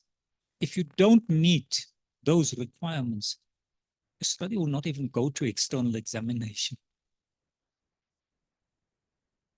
Okay, so the approach, just in terms of the thesis or dissertation, is quite different, but also the approach when it comes to research is we provide a tremendous amount of support to the students. So from time of registration to 6 months down the line, every student will have their own conceptualized and written research proposal. We support them with 6 research capacitation workshops, including the very first one, where they deal with their own theoretical and conceptual framework. That question that I asked them first and they couldn't answer, we workshop them in that first session, so every one of them will know their positionality. So what is also different in terms of the research approach is that by the end of that 6 months, they have 2 chapters of their dissertation or thesis in their hands. Okay, 2 chapters in their hands. Of course, there will be small tweaking in 3 years or 5 years by the time it finishes, because the literature changes, but that's minor. The bulk of the work is done for those 2 chapters. With people that qualify, that graduate, we call them our alumni, and there's several here. We keep you in the system. We keep you engaged. You become our supervisors. You become our examiners. You become mentors and coaches to others. You sit in panels when we have proposal defenses or thesis defenses at the end of a study. We have webinars where people in industry are experts. They've done their doctoral or master's degrees. We call them back to address global audiences because we believe, and we've shown through experience, that if we do not develop the student's voice, nobody in the world is going to want to listen to this person. I mean, what's the use having a person, calling them doctor or professor, if they don't have a voice? Nobody is going to invite them. So we give that opportunity for development through this kind of engagement. And I will conclude by saying that we believe in networks. That's why we are here. That's why we have co-sponsored the conference. We seriously believe that if we want to engage in thought leadership, if we want to train others in thought leadership, then we have to be there where key decisions are made, whether it's amongst academics, whether it's at government, whether it's at wars, whether it's wherever leadership is required. We take the brave step forward with our students or alumni, and we are there at the front. We're there at the coalface, and we do our research. We record, we photograph, we video. It gives us the content, but also the context for which other studies are conceptualized. So without any delays, I want to say thank you very much for your keen interest. I'm available this evening, tomorrow, I'm sure as well. We can engage further because in this few minutes, I've just tried to capture some of the things that make us different. But I'll tell you what, everything is different. Because if I talk about, let's just say very quickly, a doctoral program, here is the doctoral program. We are the research officers, just the two of us. But my doctoral program has got more than 180 doctoral currently. We graduate between 30 to 35 doctorals annually. So nothing is impossible. Impossible is nothing. I know I sound like Nike, but thank you so much. Prof. Nsovi, sorry to put you on the spot right now. So when I saw you on Monday with your crane, right? So Prof. Nsovi is a product of Da Vinci, by the way. And then also when I saw him with that crane, I thought, oh my goodness, Prof made him uncomfortable. Now that's why he's a professor. So guys, before Prof sit down, or you already sit down, do you have any questions for him? One or two questions? Those who felt that they were made uncomfortable, want to register with Da Vinci, want to be a world-class leader, wants his or her voice to be out there or to be heard. Or you can also register for your second doctorate, we don't mind. Any questions, guys? One or two? Yes, a lady at the back. Oh, it's Prof, sorry.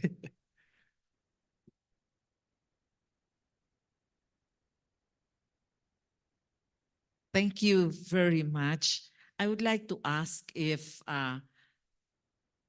it is possible for us to observe PhD final defense. I mean, online. Can that be possible? Yes. Yeah, it is very much possible. And then I am also the one who is responsible for arranging those oral defenses. You can give me your email address and then I will invite you. Yes. So all oral defenses, they happen online. Okay, thank you. And then Prof, and then the gentleman right here in front.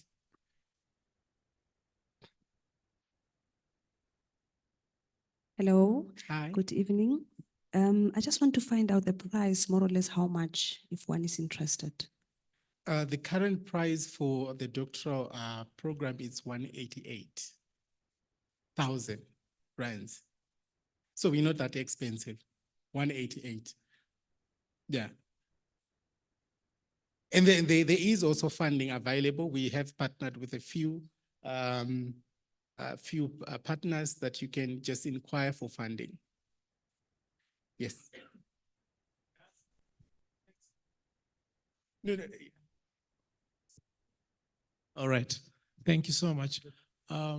My question is, given that you produce such high volumes of postgrad, are you guys privately funded, or you get, given that you contribute to the country, are you guys getting government subsidy or something like that? Thanks. Thank you. Yeah. So we get not 1 cent subsidy. We take care of ourselves. We are business school, so we must run like a business. We must be governed like a business. And hence, at other institutions, if they had about 180 doctorals, they would have probably 10 personnel to work on it. And here we have 2. So, and Raymond handles the administrative work, and all of the academic work is mine, just 1 person. So after we are here, for example, and we have our dinner and we have our party or music, my music starts. So even while sitting in the day, I assess, for example, 3 or 4 doctoral proposals. And I'm also an external examiner. And then I have at least 10 doctorals of my own to supervise, apart from that 180 that I must do everything for. So it's it's managing differently. If you come to Da Vinci, those of you that haven't been, you're going to be shocked. That's why I don't have a presentation to show you nice buildings and fancy lawns and gardens. Professor Nsobi will tell you, if you drive your car just a bit too fast, you're going to miss it. You know, like in a village, if you've got a small place. So we have a very small place. On the academic side, okay, on the academic side, we only have 4 faculty that is full-time. And 2 of us were here, myself and Prof. HB. So we only have 2 other full-time faculty. The rest are all on contract. In other words, people from business and academia are all contracted to do the work. So the business model that we have enables us to do this. Good evening, Professor. I am from India, this side. I am from India and working in a government sector. So I'm just curious to know, is there any executive programs in which a government employee can come and enroll leadership programs? Maybe not a regular one, but a part-time sort of program where we can continue our regular job as well as some program in leadership. Is there any provision provided by your institute? Thank you very much. The answer is yes and yes, because it's of 2 types. So if it's in the regular postgraduate diploma, the master's, you know, that fits in there, well and good. But because we have this approach of partnerships and running programs of partnerships, so like with Sci-Bono, there's so many organizations that we partner with. Let me give you an example in terms of local government. So we are in Johannesburg, so the city of Johannesburg, it would have its own focus based on its budget and philosophy and social change and all of that to empower unemployed youth, for example. So they would have their program and they would do their thing. But when they want to introduce them to the business skills related to entrepreneurship, that's where Da Vinci would come in, okay? And so we would prepare those. And these are people, perhaps they are in school, they've got their grade 12 or what we call matriculation, but they've got no other training opportunities. They need to be trained as entrepreneurs.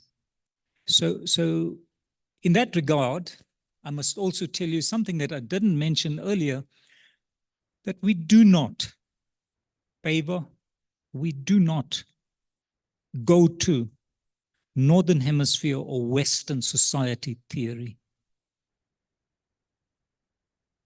If those things could work in South Africa, or Southern Africa, we would have had many millions of entrepreneurs being millionaires. We cannot utilize theories, for example, that work in the United States as far as entrepreneurship go. So we look at developing theory from the ground up. We learn and they learn, and we do participatory action research. Why? Because participatory action research was born out of South Africa. It started here. We teach the rest of the world this theory. So we must also believe that it's good and it can work. So yes, and at other levels as well, we do create programs for particular institutions. For example, Rand Water, which is one of the water authorities in this province. So if they have a particular program for their leaders or their managers, senior managers, etc., then we custom make a program for them. And there are other institutions as well. So the answer then is yes, at all levels. And we also have executive development programs. Thank you. Thank you, Prof. And thank you, colleagues, for your questions. And then I think we're just wrapping up. I believe we have run over time. Yes, yeah.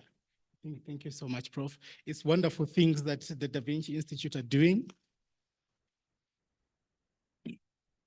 So if you have got more questions, we are still available. Prof is still available. So I would like to introduce the representative from Wcqr, Maketa, to give us their presentations. Over to you, Prof. Can I have?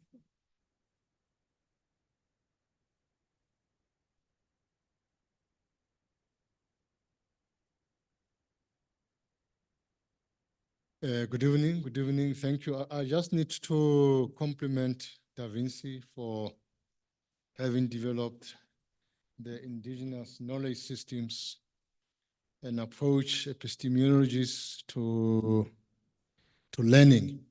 So I think it's something that is much needed in the African context when you talk about coloniality and how do we decolonize the curriculum. So I wish to applaud you for that indeed.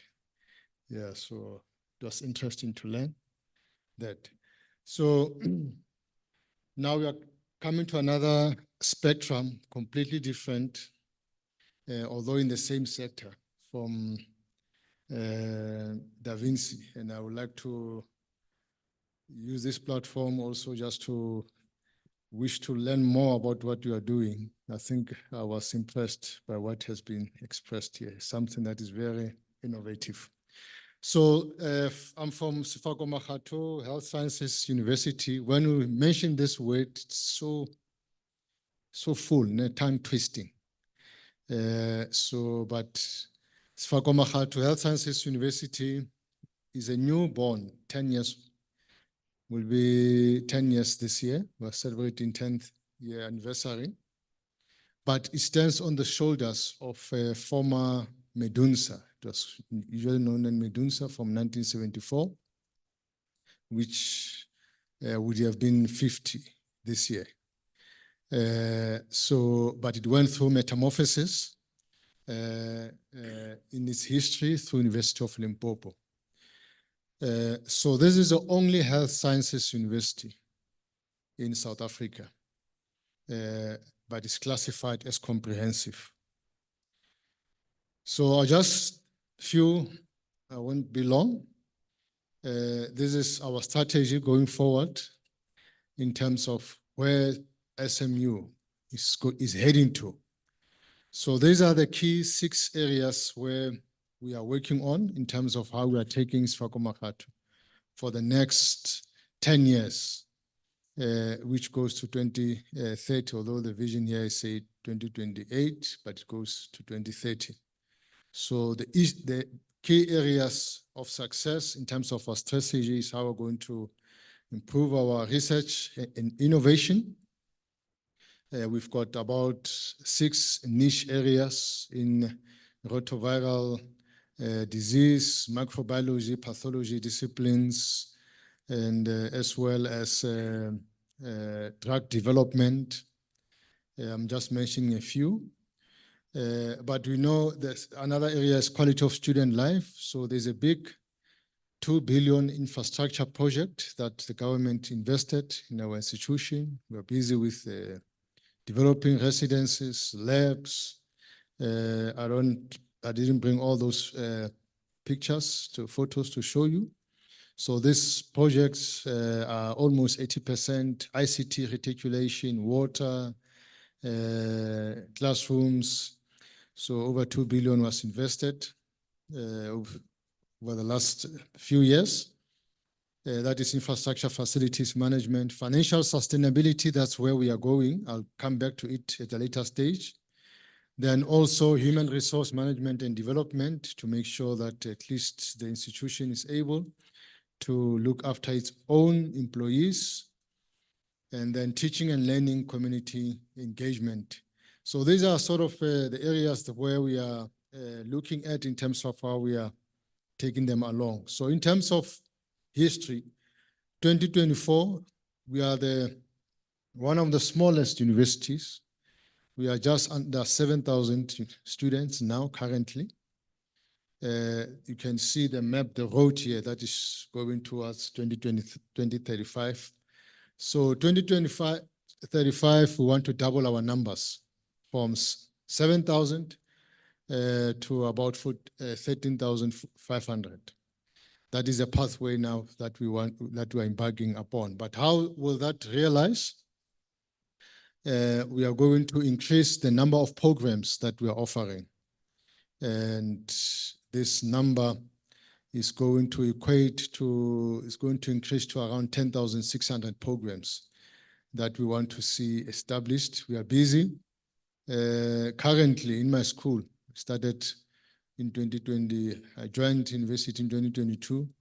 We have already developed over 100 new programs, postgraduate programs that, we're a master's program, over 100 of them, and we're busy with other short learning programs. But that is a growth that we are planning for the future in terms of how we're going to double our numbers. And why is it not undergraduate? Is that undergraduate, our numbers are kept by the accreditation bodies, and it's very expensive as well. The undergraduate program is labor intensive, very expensive. The postgraduate, there's a bit of flexibility there. So this is where we are going in terms of our sustainability. So we are heading towards 13,500 from just under 7,000 to where we are now. That's where we are going the next 5 to 10 years. We want to see 80% success rate with employability rate of over 90%. And our revenue, we're projecting, foreseeing an income of 2.5 billion, and with a performance rate of 85%. Now, in terms of university ranking, according to university academic ranking, according to academic performance, university ranking, URA, according to academic performance, in 2022, 2023, SMU was rated 19 out of, the higher education institution in South Africa. Those that are participating in the rankings, they're about 27. Now, 2023, 2024, we have progressed to 16. That's where we are, the trajectory. We want to see ourselves among the top 10 in the next 5 years. So how do we do that? In terms of our strategy is to make sure that we re-engineer the culture from the people. How we do, we need to make sure that we've got competent people who are trained and confident. Our processes needs to be streamlined. We are now working towards digitization, which is where the fourth industrial and fifth industrial revolution are. We are looking in terms of our resources and how do we achieve that, making sure that we've got adequate resources and also improving our communication strategies to be clear, consistent, and empowering. So this is about changing the whole culture of the university. So we have 5 schools. So the School of Science and Technology, this is where now we have computer sciences, physics and chemistry, botany and plant biotechnology, mathematical sciences, health, technology, and engineering. These are at undergraduate, honors, masters, up to PhD. This is the second largest school after School of Medicine, the School of Science and Technology. Then we've got the School of Healthcare Sciences. This is the third largest school. In this school, we have nursing sciences, occupational therapy, physiotherapy, human nutrition and dietetics, speech language pathology. We are now, the new program that is coming forward is optometry. We also have public health within the School of Healthcare Sciences. We also have audiology. So these are what make up the School of Healthcare Sciences. And we have the School of Medicine, which is the biggest school at our university, where we have 3 programs, medicine, radiography, and pathology. And for medicine, it's both undergraduate and postgraduate, and pathology likewise. We've got over 37 departments in the School of Medicine. That is where I'm heading as the Dean of School of Medicine. And we've got over 2,000 undergraduate students and close to 1,000 postgraduate students in the School of Medicine. So this is what we are offering in terms of the programs. Then we've got the School of Dentistry. This is the only School of Dentistry where is running a hospital. So they have a dentistry, but they have got a hospital right inside the school. So people come there, extract their teeth right in the school. It's the only one in the country which has that capability. So that's where now we've got dentistry, basic bachelor's, master's up to PhD, dental therapy, and we are looking how we are going to incorporate new qualifications. So then we have the School of Pharmacy. School of Pharmacy has got these programs: National Certificate in Pharmacy, Postgraduate Diploma in Pharmacy Management. It's got Bachelor's in Pharmacy from undergraduate up until PhD, and higher certificate in Vaccinology. It's one of the few institutions, actually, one of the first to introduce this certificate in Vaccinology. So this is how our poverty model is designed in terms of institutional governance. You know, at the foundation, that's where we want quality assurance in terms of our internal audits, which we have institutional internal audit, then external audit is done by professional bodies and also from the health sciences as well as from the auditor's perspective, which is done annually. And also our programs, all of them are accredited. And we have a performance management system that is very stringent, you know, and this is included as part of our service delivery to make sure all these parts from student experience, community engagement, research, teaching and learning happens, and governed then by the institutional governance framework. So this is just simplistic way of just presenting Sci-Bono Health Sciences University. So I wish to thank the team Wcqr, World Conference on Qualitative Research, and specifically Professor King Costa and the team for having invited us, you know, and having also been participated. And we are looking forward in terms of strengthening our collaboration because coming from a health sciences university, most of our research in most schools is mainly quantitative. You know, we are doing a lot of quantitative research. Only few departments might be doing some qualitative research. So we want to make sure that we strengthen this part. So there is a very valuable partnership, which we value. And we're already establishing how we are going to have a memorandum of understanding where we can now have a colloquium in terms of qualitative research. So this is why this conference really attracted our interest and our participation and collaboration. So that's in a nutshell. So thank you for the opportunity, for the organizing team from Sci-Bono, everybody involved. We have engaged. I've witnessed a lot of vibrancy, and me participating, listening, I was really intrigued by the level of the knowledge that one has learned and the new networking that one has established from this platform. So thank you very much.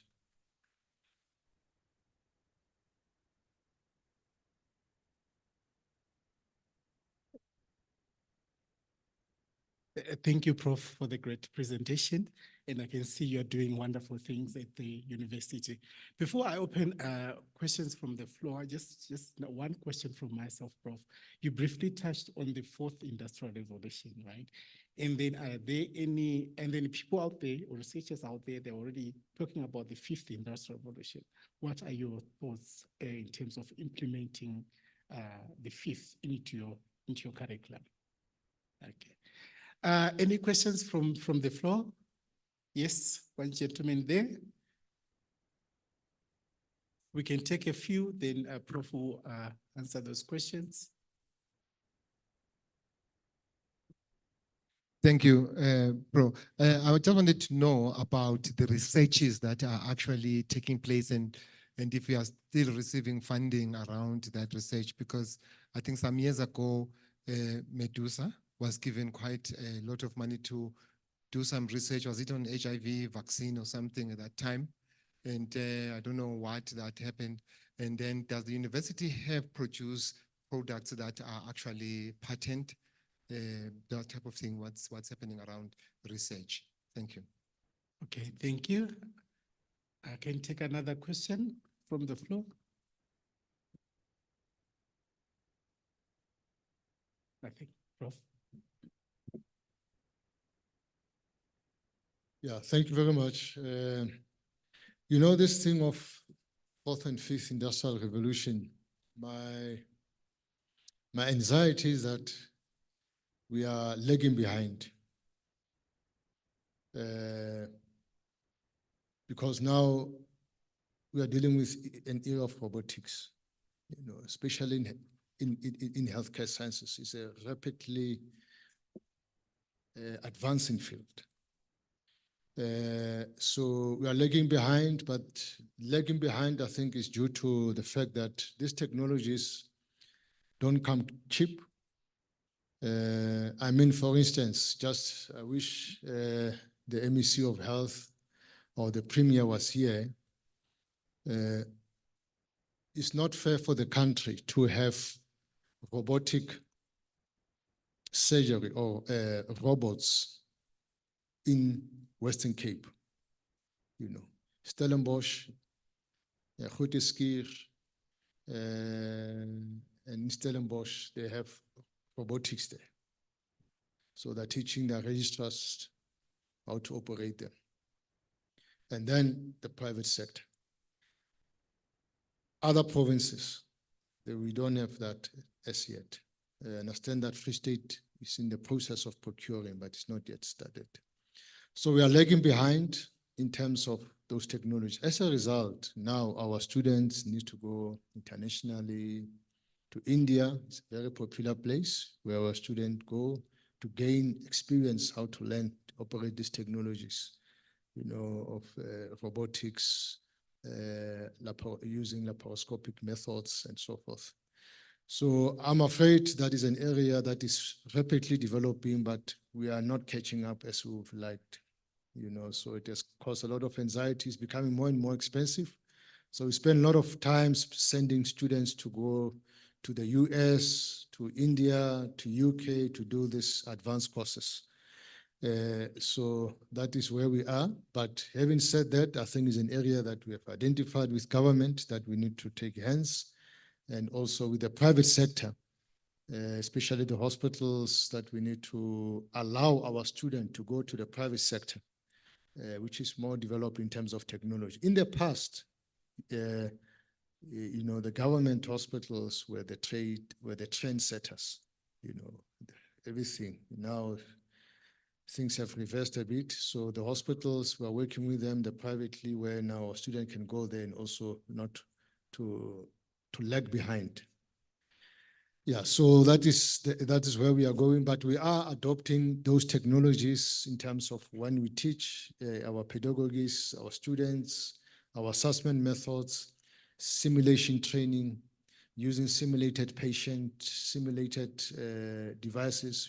You create sort of a real life situation in the lecture room, theaters, before they go out to touch patients. So we are embracing those modalities.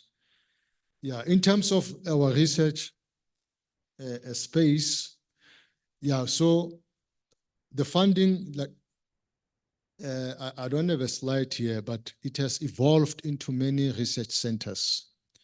So there is one of the research centers that is conducting clinical trials, right from HIV as well now with COVID. And it's one of the trials actually where In the last one, we started to test some vaccine among children. The first one in the country where that study was undertaken. But there are a lot of research priorities that the university is embarking upon. I've mentioned indigenous knowledge systems, especially in terms of plant. Now we also have embarked on drug development up until commercialization, still in the process. And we've got a lot of work that we're doing with the WHO in terms of enteroviruses and diarrheal disease. There's a lot of work that we are doing in terms of TB, including HIV as well, and fourth and fifth generation sequencing. So it has evolved beyond just HIV. I'm just mentioning a few. We also look at health system strengthening. We are also in the process of developing a new business model in terms of a business school, which will only be focused on healthcare management and leadership. So it is in its 2 year now. We hope within the next 3 years it will be up and running, that business school.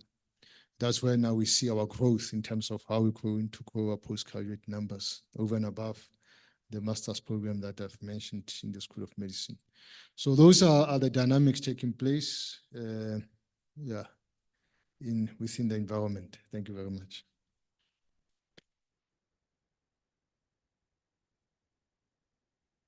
Thank you, Prof. Are there any other questions before Prof sit down? Nothing. So ladies and gentlemen, thank you so much, Prof, for the presentation, and thank you, Prof Singh, for your also presentation. Ladies and gentlemen, thank you so much. This is the end of our demo session, and I would like to encourage you just to keep on collaborating, keep on researching, keep on doing what you guys are doing best. Thank you so much. Over to you back, Prof Costa.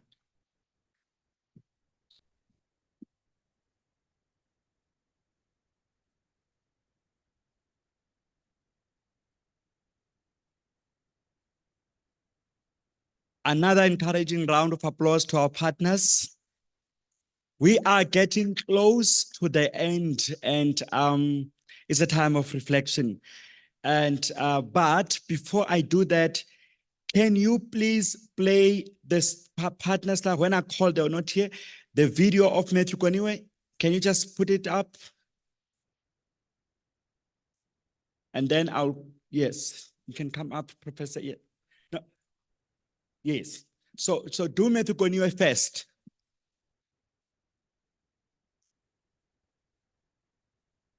So.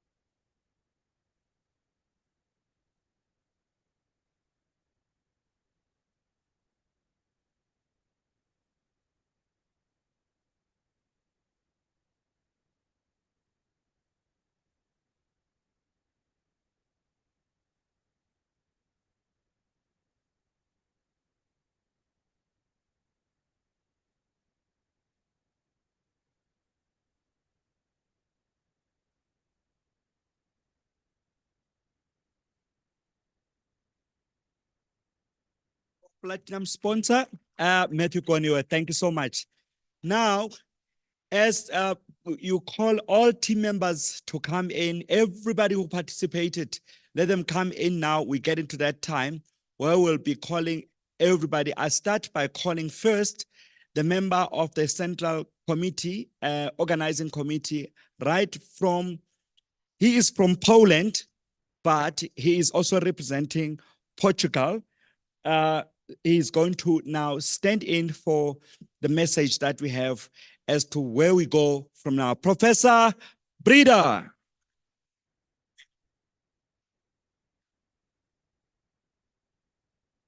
Thank you very much. My name is Grzegorz Bryda. I'm from Poland, from Jagiellonian University, Krakow.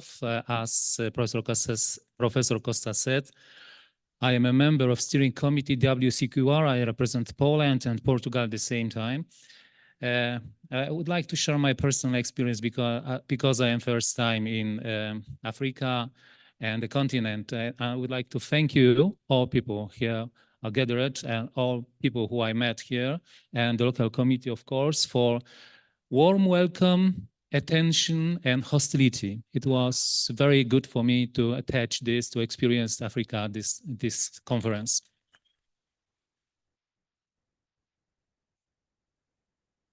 About the news for next conference. Dear esteemed colleagues and friends, dear organizer Wcqr 2024.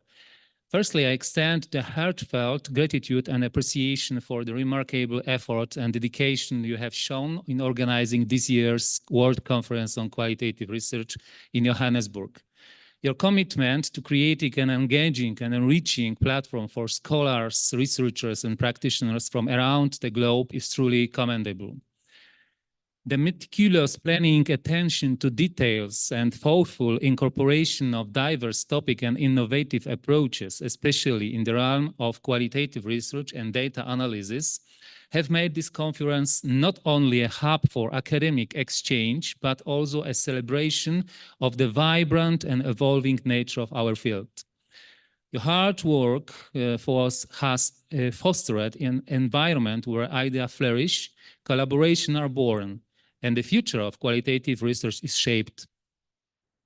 Thank you for exceptional contribution to the success Wcqr 24. Your efforts have undoubtedly elevated these events, making it a memorable and impactful experience for all participants. Secondly, I'm excited to invite you to a gathering that combines intellectual stimulation with charm of one of Europe's most enchanting cities.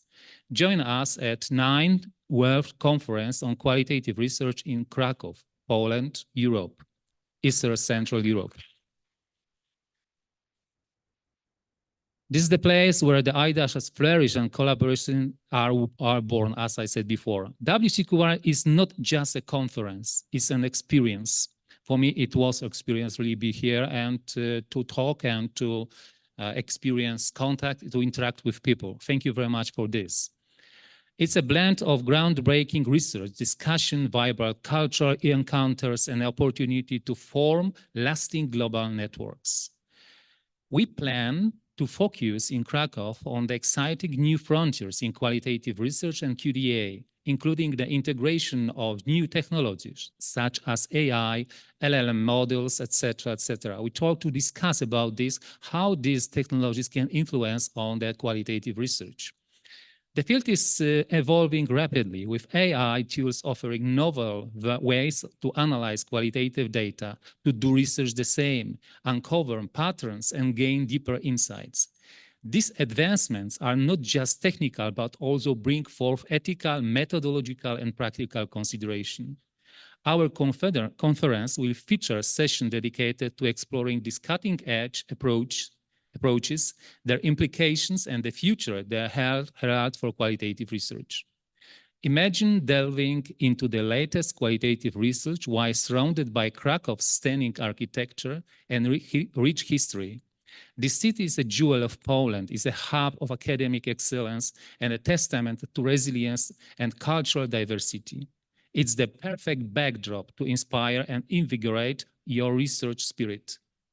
At WCQR, you hear from leading thinkers, engage in thought-provoking workshops, discussions, and share your insights with peers worldwide. We are committed to creating a space where every voice is heard and every idea has potential to spark change. But it's not about the work. We have planned social events to ensure you experience the best of Kraków and Malopolska region. Mountain region the same. There is -20 in Kraków now. It's contrary to Africa. From its charming old town to its contemporary art scenes, and the city offers a tapestry of different experiences. We promise you live with new knowledge, connections, and memories that last a lifetime. So plan journey of discovery in Poland 2025. Come for a conference, stay for an experience. Let's make the ninth WC2R a milestone event in the heart of Poland at the Jagiellonian University, the oldest and prestigious university in Europe. We can't wait to welcome you, and together let's make a difference in the world of qualitative research. We look forward to welcoming you to Kraków for an unforgettable conference experience in 2025. Thank you for possibility to be here in Africa, in South Africa. Thank you for your hostility again.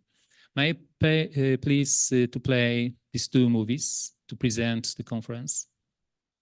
Thank you.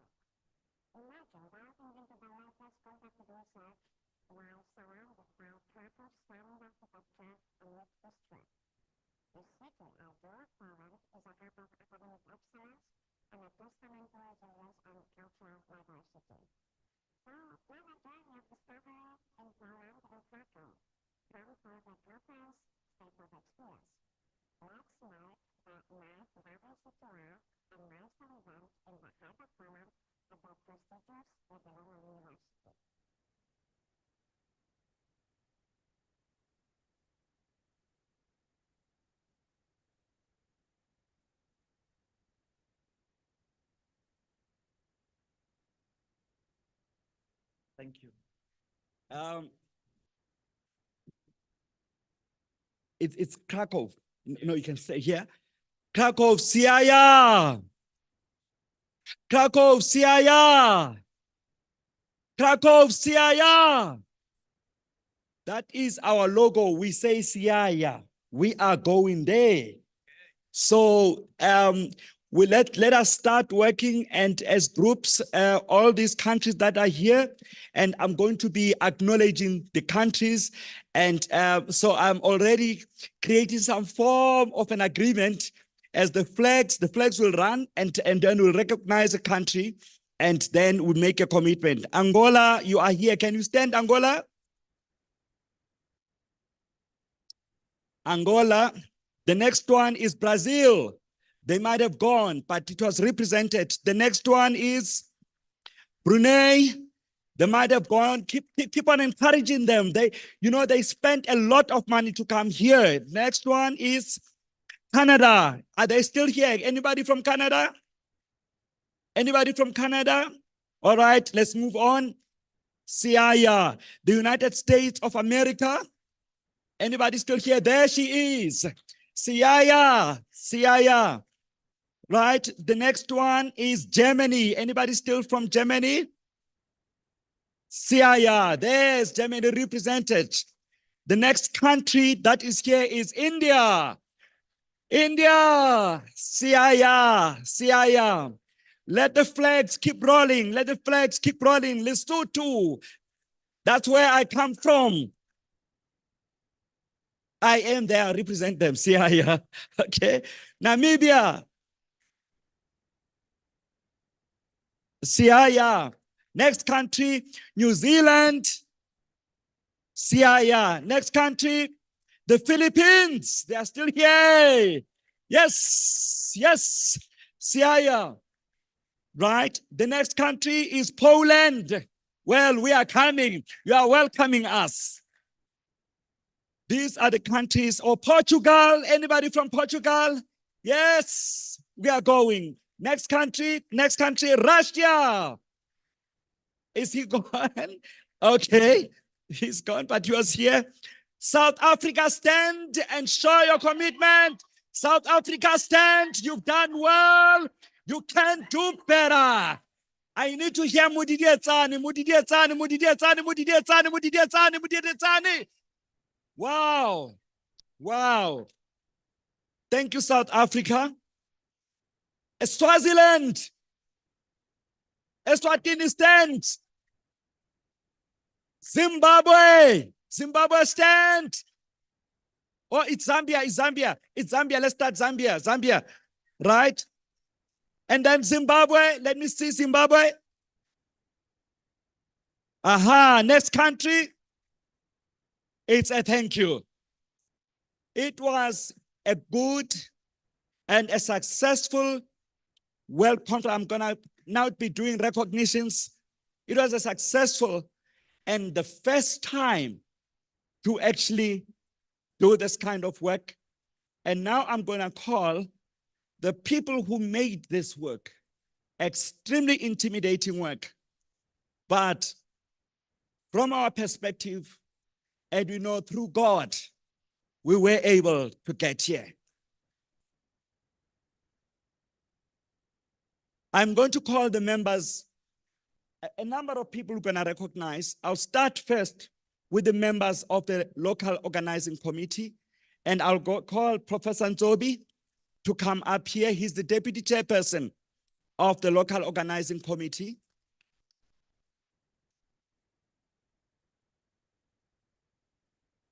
And then I'm going to take a seat there, sir.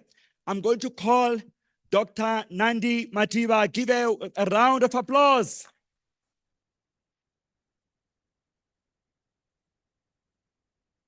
While I leave them here, because they are going to make some announcements as well, the local organizing committee is not complete. This was only the management of the local organizing committee. But I'm going to now call Professor Breda again back, because he's representing the Portugal, the committee that assigned us. If you may stand there, Professor Breda, and then followed by Dr. Tanya.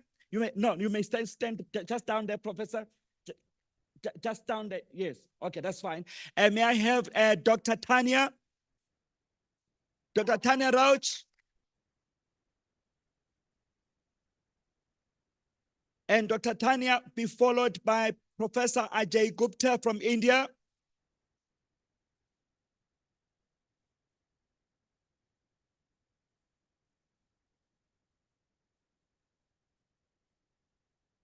Right? It's not over. I am also going to recognize co-opted members of the committee that we had started with, and I'll call them as organizations. But now I'm going to recognize, we were organizing.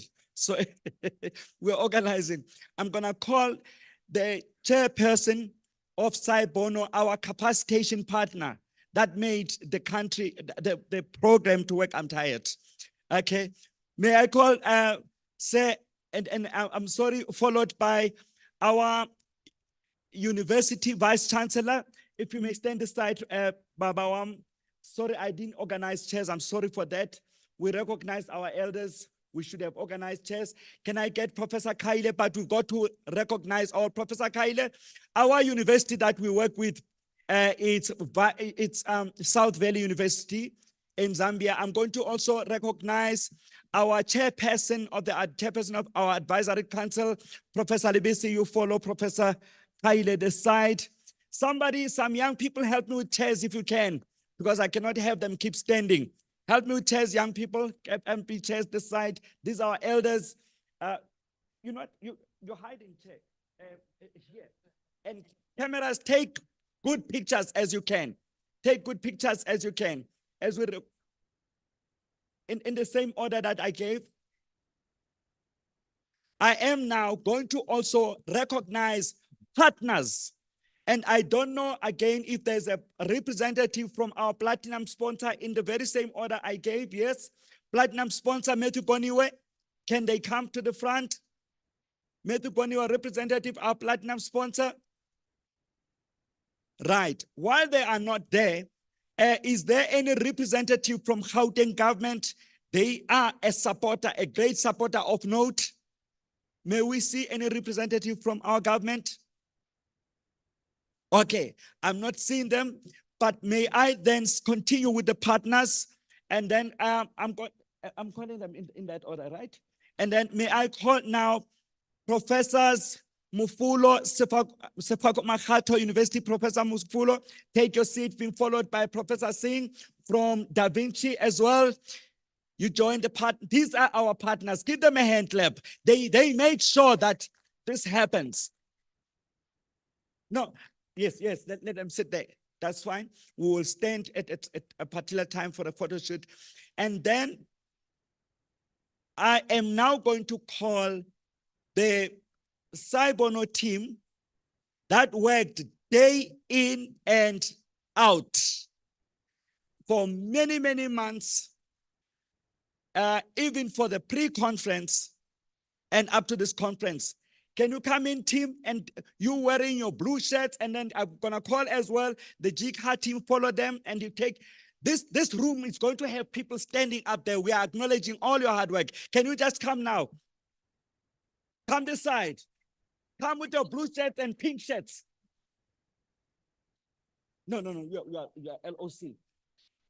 Come. Give them a hand clap. Give them a hand clap. They never slept. It was never easy. It was never easy for them.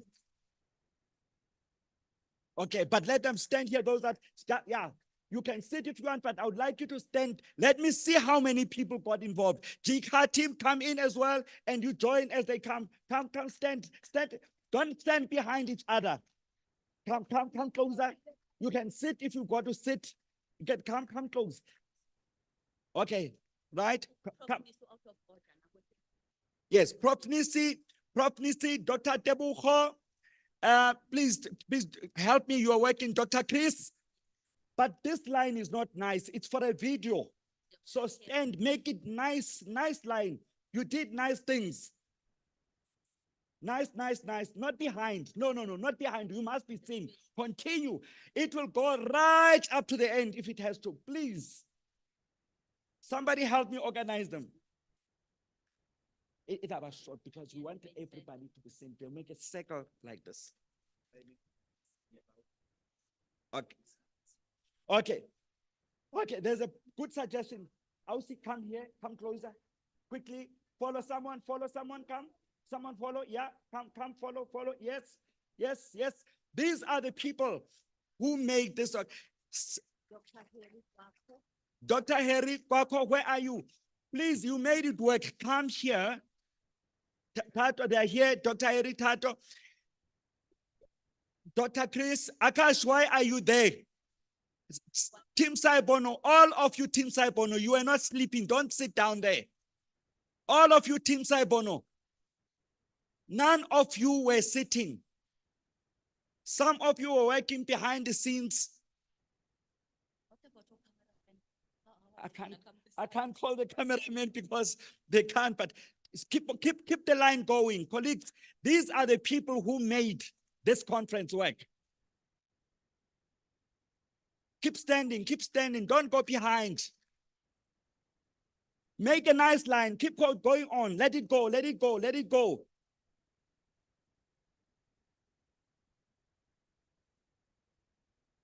Don't stand behind each other.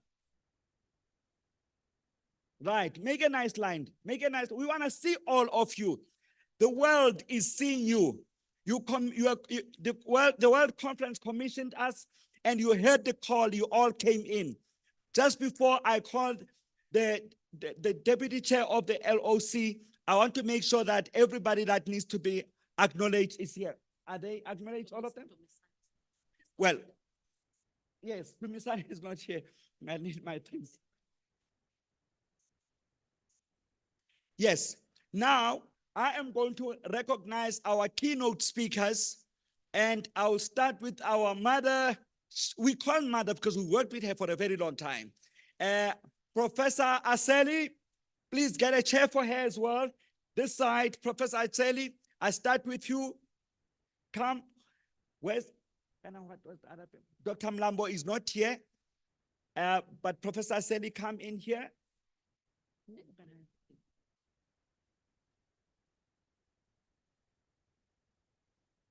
What they've been given. Okay, Professor Aseli.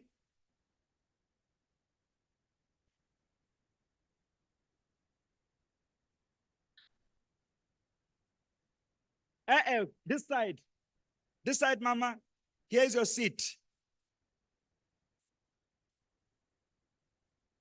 I don't know whether my eyes serve me well because there's an executive from my platinum sponsor. I think my eyes are working. You know, I'm wearing glasses, I'm walking with sticks, but are my eyes working well? Can somebody get me a chair right next to Mama Aseli here? Sis Pet, I'm seeing you. She's an executive from Wcqr, our platinum sponsor. Can somebody get me a chair somewhere here? Tim, like run, young people. Yes. Let me get a chair here. Sis Pet Maloka. Sis Pet Maloka is an executive at Sci-Bono, at Wcqr, but she's also a board member at Sci-Bono. Can you come through, Sis Pet? Thank you so much for your work. You persevered and made sure that Wcqr is here. Thank you so much. You would never ever hide. These are not very thick glasses. I can still see. And then are all board members of Sci-Bono also here? Professor Sithole, Ntate Mphahlele, are they here? Where's Ntate Mphahlele? The one talking. Get Ntate Mphahlele a seat. Ntate Mphahlele, please come through. We are trying to show the muscle that helped us do this. Of course, both physical muscle, intellectual muscle.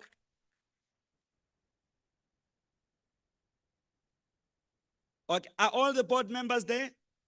Yes. So colleagues, most of you are gone. This conference was oversubscribed. We had 260 people, and we ended up doing what we don't do in Africa and saying, please, please, there will be another conference now. Please go home. Please go. There'll be another conference. So it was absolutely so subscribed. We thank you all that came in here. Professor Ntobi, I'll call him. And then Dr. Nandi, when Dr. Nandi comes, she will not necessarily but making the announcement of the World Conference. If she makes, she'll clarify, because the next and the announcement that she's going to make is an announcement of an activity out of the World Conference on Qualitative Research. That's what she's going to make. So my colleague, Professor Ntobi, please come through and say a word and recognize all these people that have done this work, those people that have come, and the people that are online, and our central committee in Portugal. But don't forget our government. Thank you.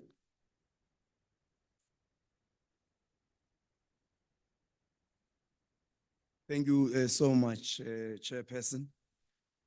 Let me extend our sincere gratitude and appreciation to the leadership of the local organizing committee, the Gauteng and African chapter of the 8th World Conference on Qualitative Research, led by Professor King Costa and all the members.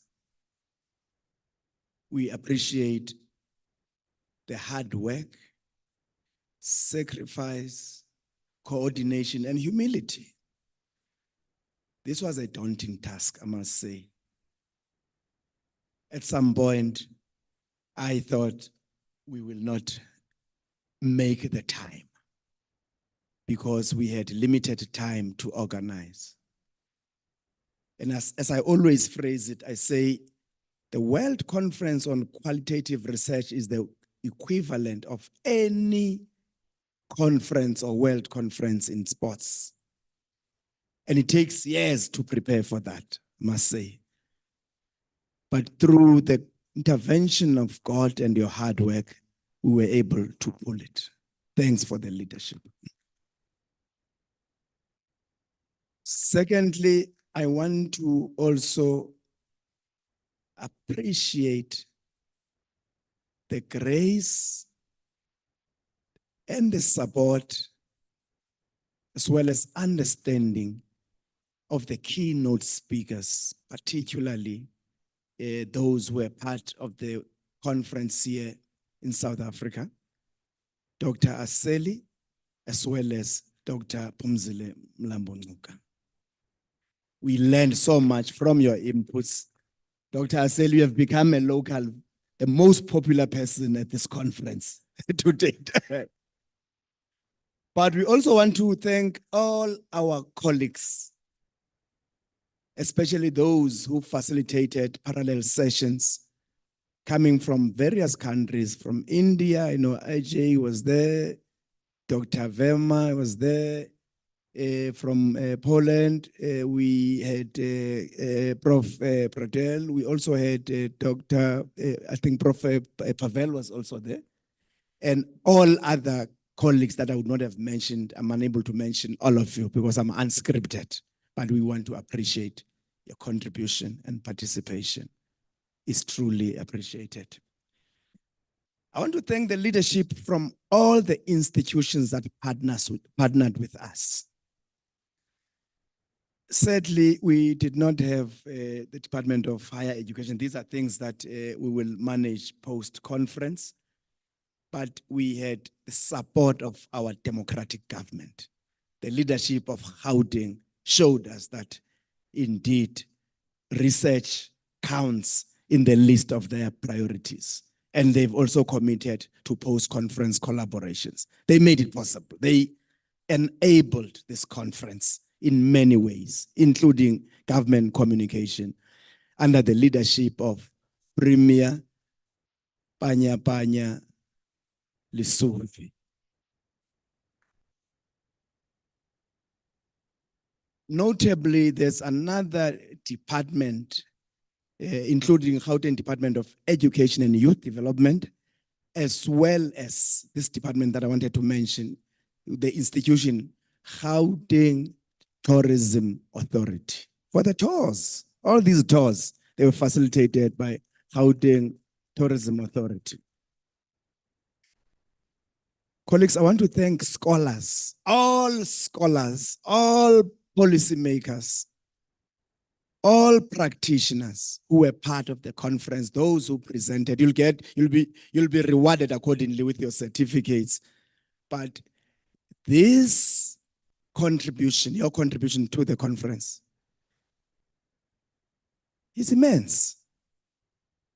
We will not take that for granted. We'll communicate with yourselves directly. We'll write to you, thanking yourselves and your institutions for releasing you. Thank you so much, scholars, for your contribution in the academic discourse, but also your contribution in the policy discourse.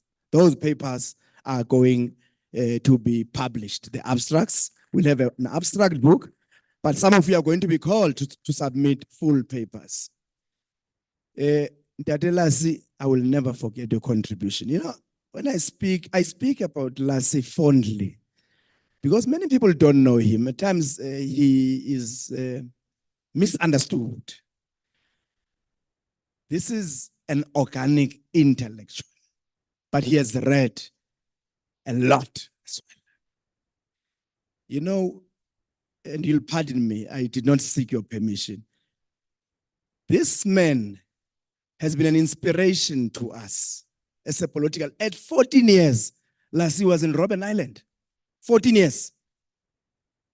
When you said children cannot be incarcerated, not in South Africa, he was with the likes of Nelson Mandela and Sobukwe in Robben Island. But beyond that, let me speak about a good story now. Beyond that, in 1994, he was amongst the youngest MECs, which is the equivalent of a minister at a provincial level. That's Lassie for you. Lassie was also an executive mayor of one of our metros in Mpumalanga called Mbombela in Nelspruit. He was the executive mayor there. But his last deployment in government, he was the ambassador of South Africa to China. That's Lassie for you. I want to appreciate the contribution of the sponsors further. The board of Sci-Bono, led by Mr. A.B. Vedboy,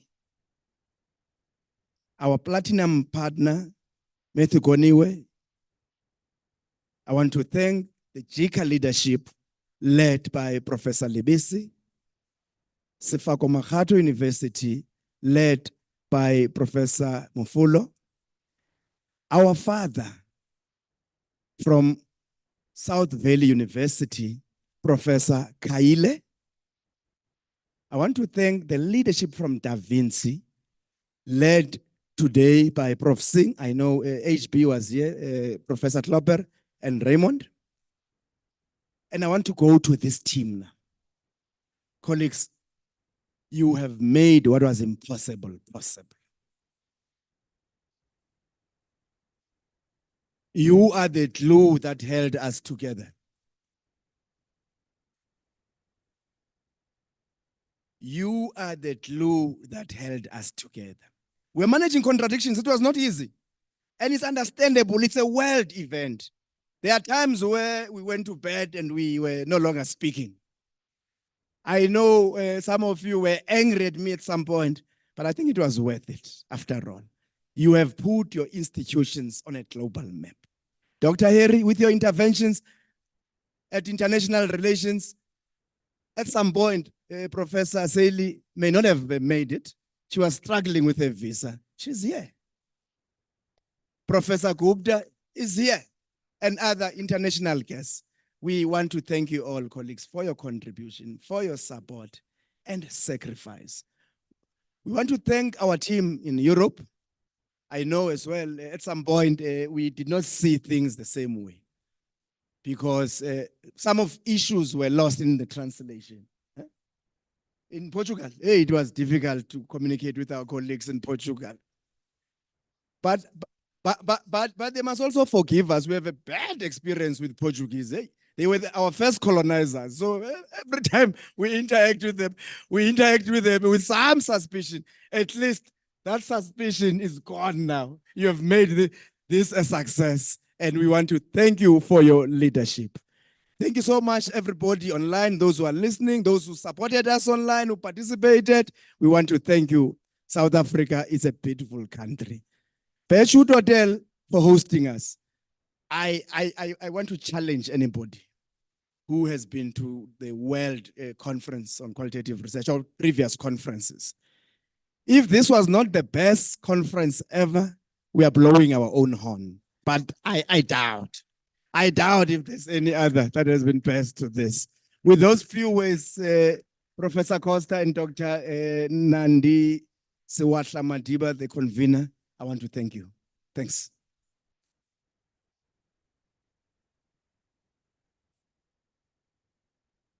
So now we're going to Krakow.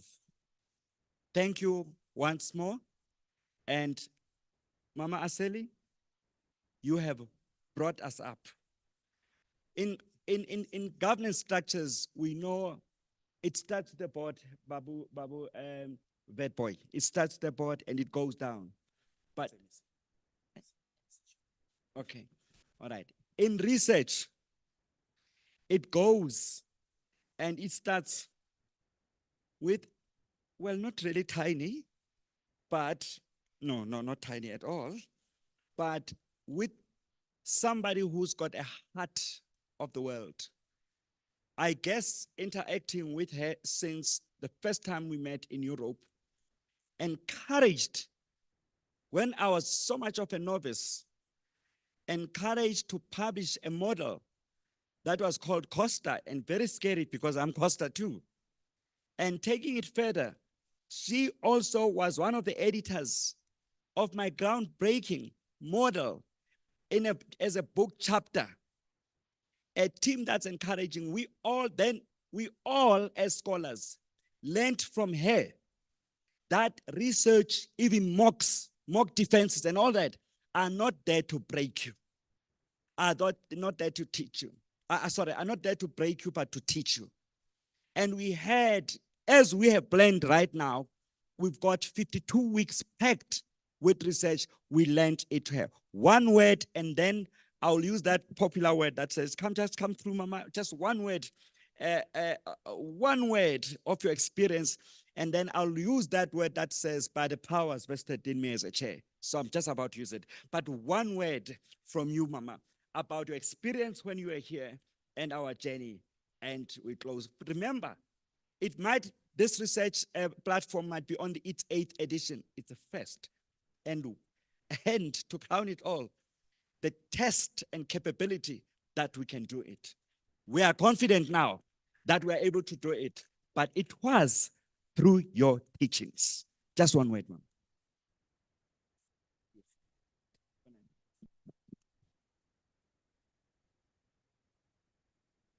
I will leave one word to you, and that is phenomenal.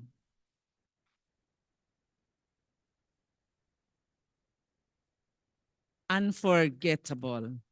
And Dr. King Costa says that he has learned from us, but the truth is, I have been learning from you.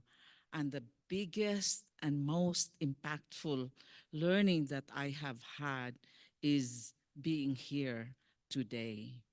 Thank you for giving me that experience that was almost impossible. But while we were in that state of impossibility, I sensed that you were committed to bring me here. And there was a text message from Dr. King Costa when he said, we will, something like, we will use everything to bring you here. I did not doubt, although it was really impossible. But at the nick of time, it happened. And so that word phenomenal, I want you to remember that, because this is my experience, and I believe that is the experience of everyone also.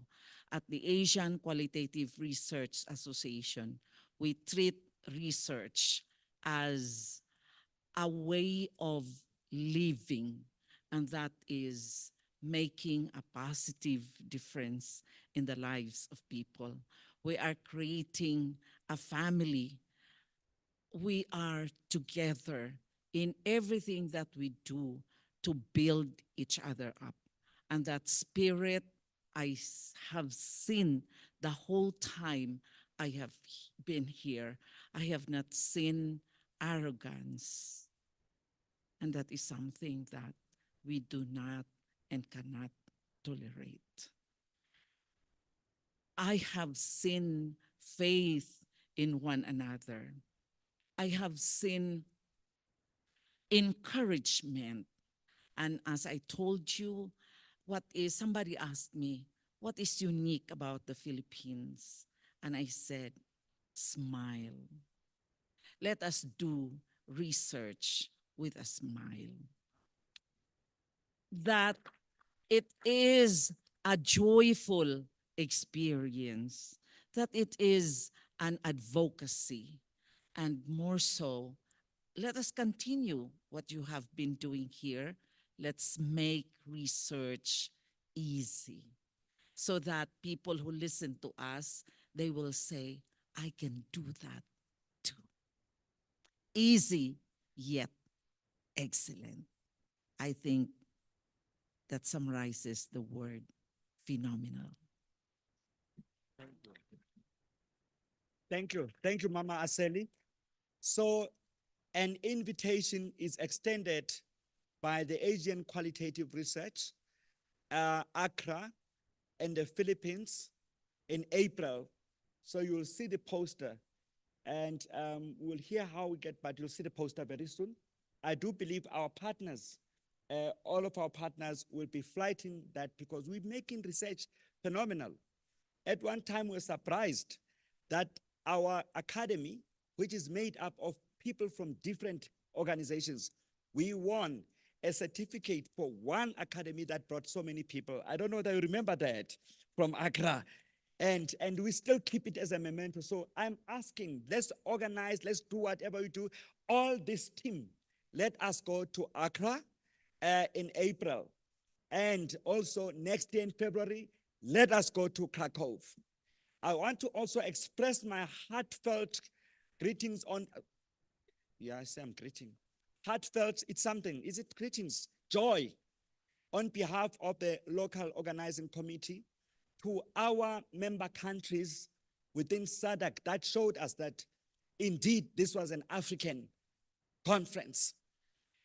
Just in Zimbabwe alone, our colleagues galvanized a number of universities, Bindura University, Midland State University, Manicaland University, and some private institution of some friends in Harare that we met. And we just want to thank you. This is an African way of doing it. Thank you, colleagues from Zambia and other countries. Clap for yourself. I'm just getting off stage. Now, Eswatini, with Eswatini, I am very humbled because I'm a chancellor of a university that is growing. I'm inviting you, everybody, we're doing great work there as a private university college. that is having the dean who is here. And Mr. Nyembe, can you stand up? That's Amadi University College. Great things are happening there, particularly in the field of education and accounting. And they managed through the work of many, I think Dr. Zanele is here, stand Dr. Zanele as well, and Dr. Yes, yeah, I've even forgotten the names. They came, we were working day in and day night, they were communicating with Dr. Tebo. Through the connection with Amadi, many universities in Swaziland or Eswatini are here. Clap for yourself again. This is collaboration. As I bow off the stage and I'm about to call the convener and close this convocation, I now want to acknowledge the leadership of our MEC. Again, I had asked MEC to be explained. In layman's terms, an MEC would be an equivalent of somebody with a portfolio like that of a minister if it were a country. So Gauteng or South Africa is a country that is made of provinces or a federal state. It would have a premier, a head of government. And you've seen, they call him Panya Panya. Because he's loved, our premier, we all love him. I mean, you've seen the support, you've seen buses that took us and government made it a partnership. You've seen traffic vehicles with blue lights escorting us and working, making sure we are safe. And you still hear more about that. It's not even ended. So we thank the MEC, Ntate Matume Chilwane, and he has actually invited us as this platform to open up and said, even the head of department as well, education in Gauteng, they've invited us and said, researchers come in, help us. So we thank you, MEC. We thank you, Premier. We thank you, DG. We thank you, all heads of departments. You've done well. We are a partnership. Thank you. Now I'm going to call upon Dr. Nandi Madiba, who was a convener, but she's got an announcement out of the convocation. So let me just check and say 1, 2, 3. I'm closing the convocation, anything. So by the powers vested in me, I close this convocation.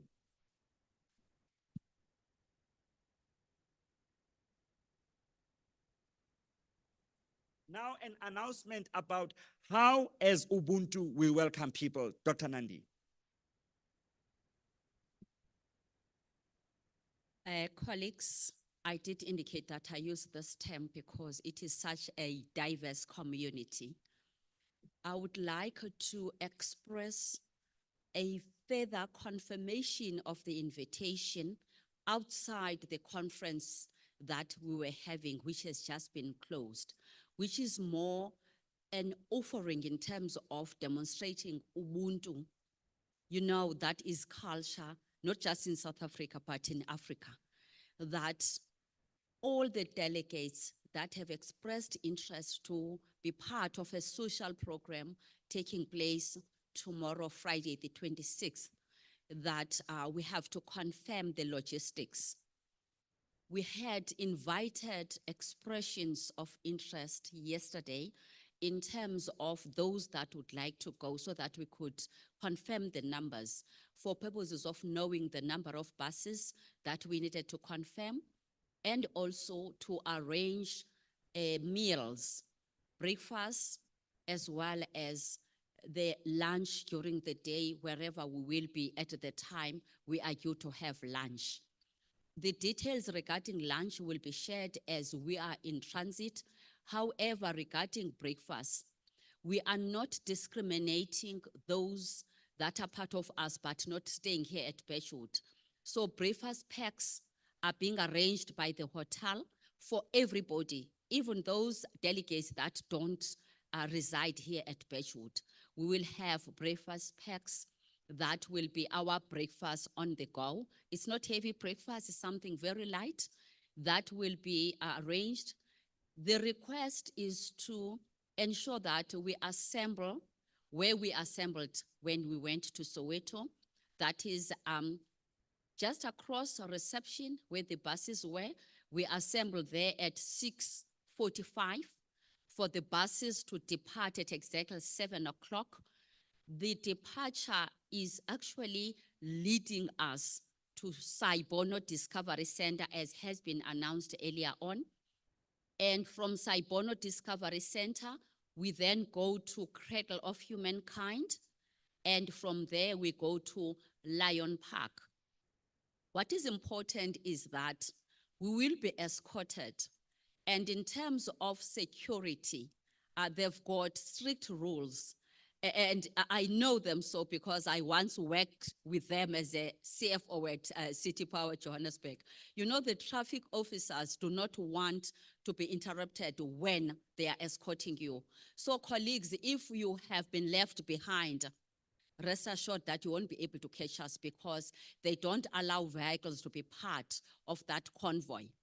Only one vehicle was allowed, which will still be allowed because of taking into account the condition of the chairperson of the local organizing committee. Other than that, there won't be any other vehicles that will be allowed. There won't be stops on the way. We will stop only where it's part of the route that would have been shared with them for safety reasons. I'm emphasizing this so that we can be on time because at 7, we don't assemble. At 7, the buses leave the hotel. That's why there's a request to assemble at 6:45 and the breakfast would have been arranged, which will be breakfast on the go. It's not possible to confirm the time as to when we will arrive back here at the hotel because we are going to several points. I'm believing that it will be able to be estimated as we are further at other destinations to say what time are we expecting to be back at the hotel. For now, it's really not possible because some of the points that we are going to are not allowing a big delegation to go in at once. Therefore, we may have to be groups of maybe 20 people, 15 people, 30 people, and so on, meaning that it might be a process for us to leave a particular point. At Sci-Bono, we will allow everybody in, but there will be a way, and I'm sure, is Prakash here? Akash? Yes, I think he will also assist us in terms of indicating as we get to Sci-Bono as to how we're gonna do it because at the moment, the indicative number is 110 to 120 people. And it has not been confirmed exactly, but that's the number that we are working on. Now you can imagine when he has to be demonstrating to everybody at the same time. So really we have to leave early, we have to leave on time. And I'm not sure if there's anything else that I'm leaving out, but let me check with the operations team if there's anything that I'm leaving out. May you confirm? And the T-shirts that are part of Ubuntu, which are also outside the conference program, will be distributed as part of the trip because there was a promise made by the chairperson of LOC that those will be handed out to the people that will be part of the social program tomorrow. We will make sure that we honor that commitment for you to receive them. We'll try and estimate people's sizes, which is quite difficult, but we assure you that you will all be taken care of as we proceed. I don't see a hand from the operations team.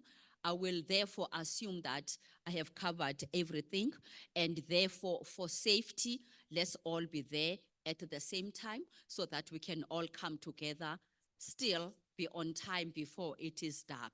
Thank you so much. Prof? Thank you, Dr. Nandi. Well, now we may go, and as you go out, please go past through the exhibition stand and see some of the things that we have at Sci-Bono. Thank you so much. The meeting's adjourned. Thank you.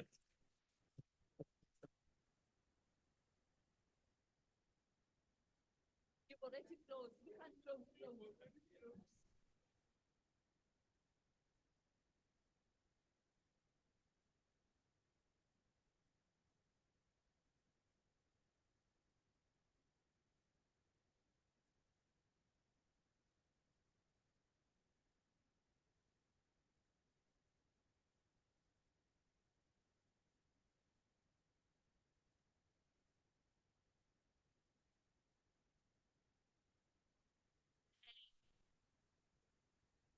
Good day, John.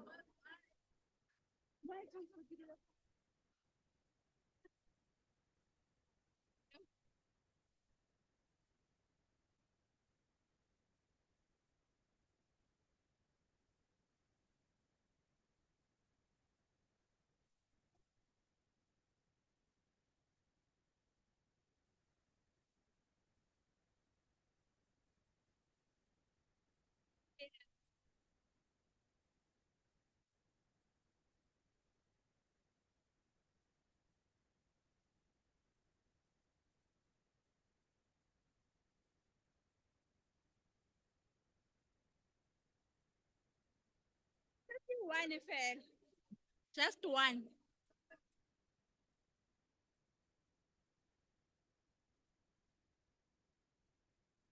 Eh?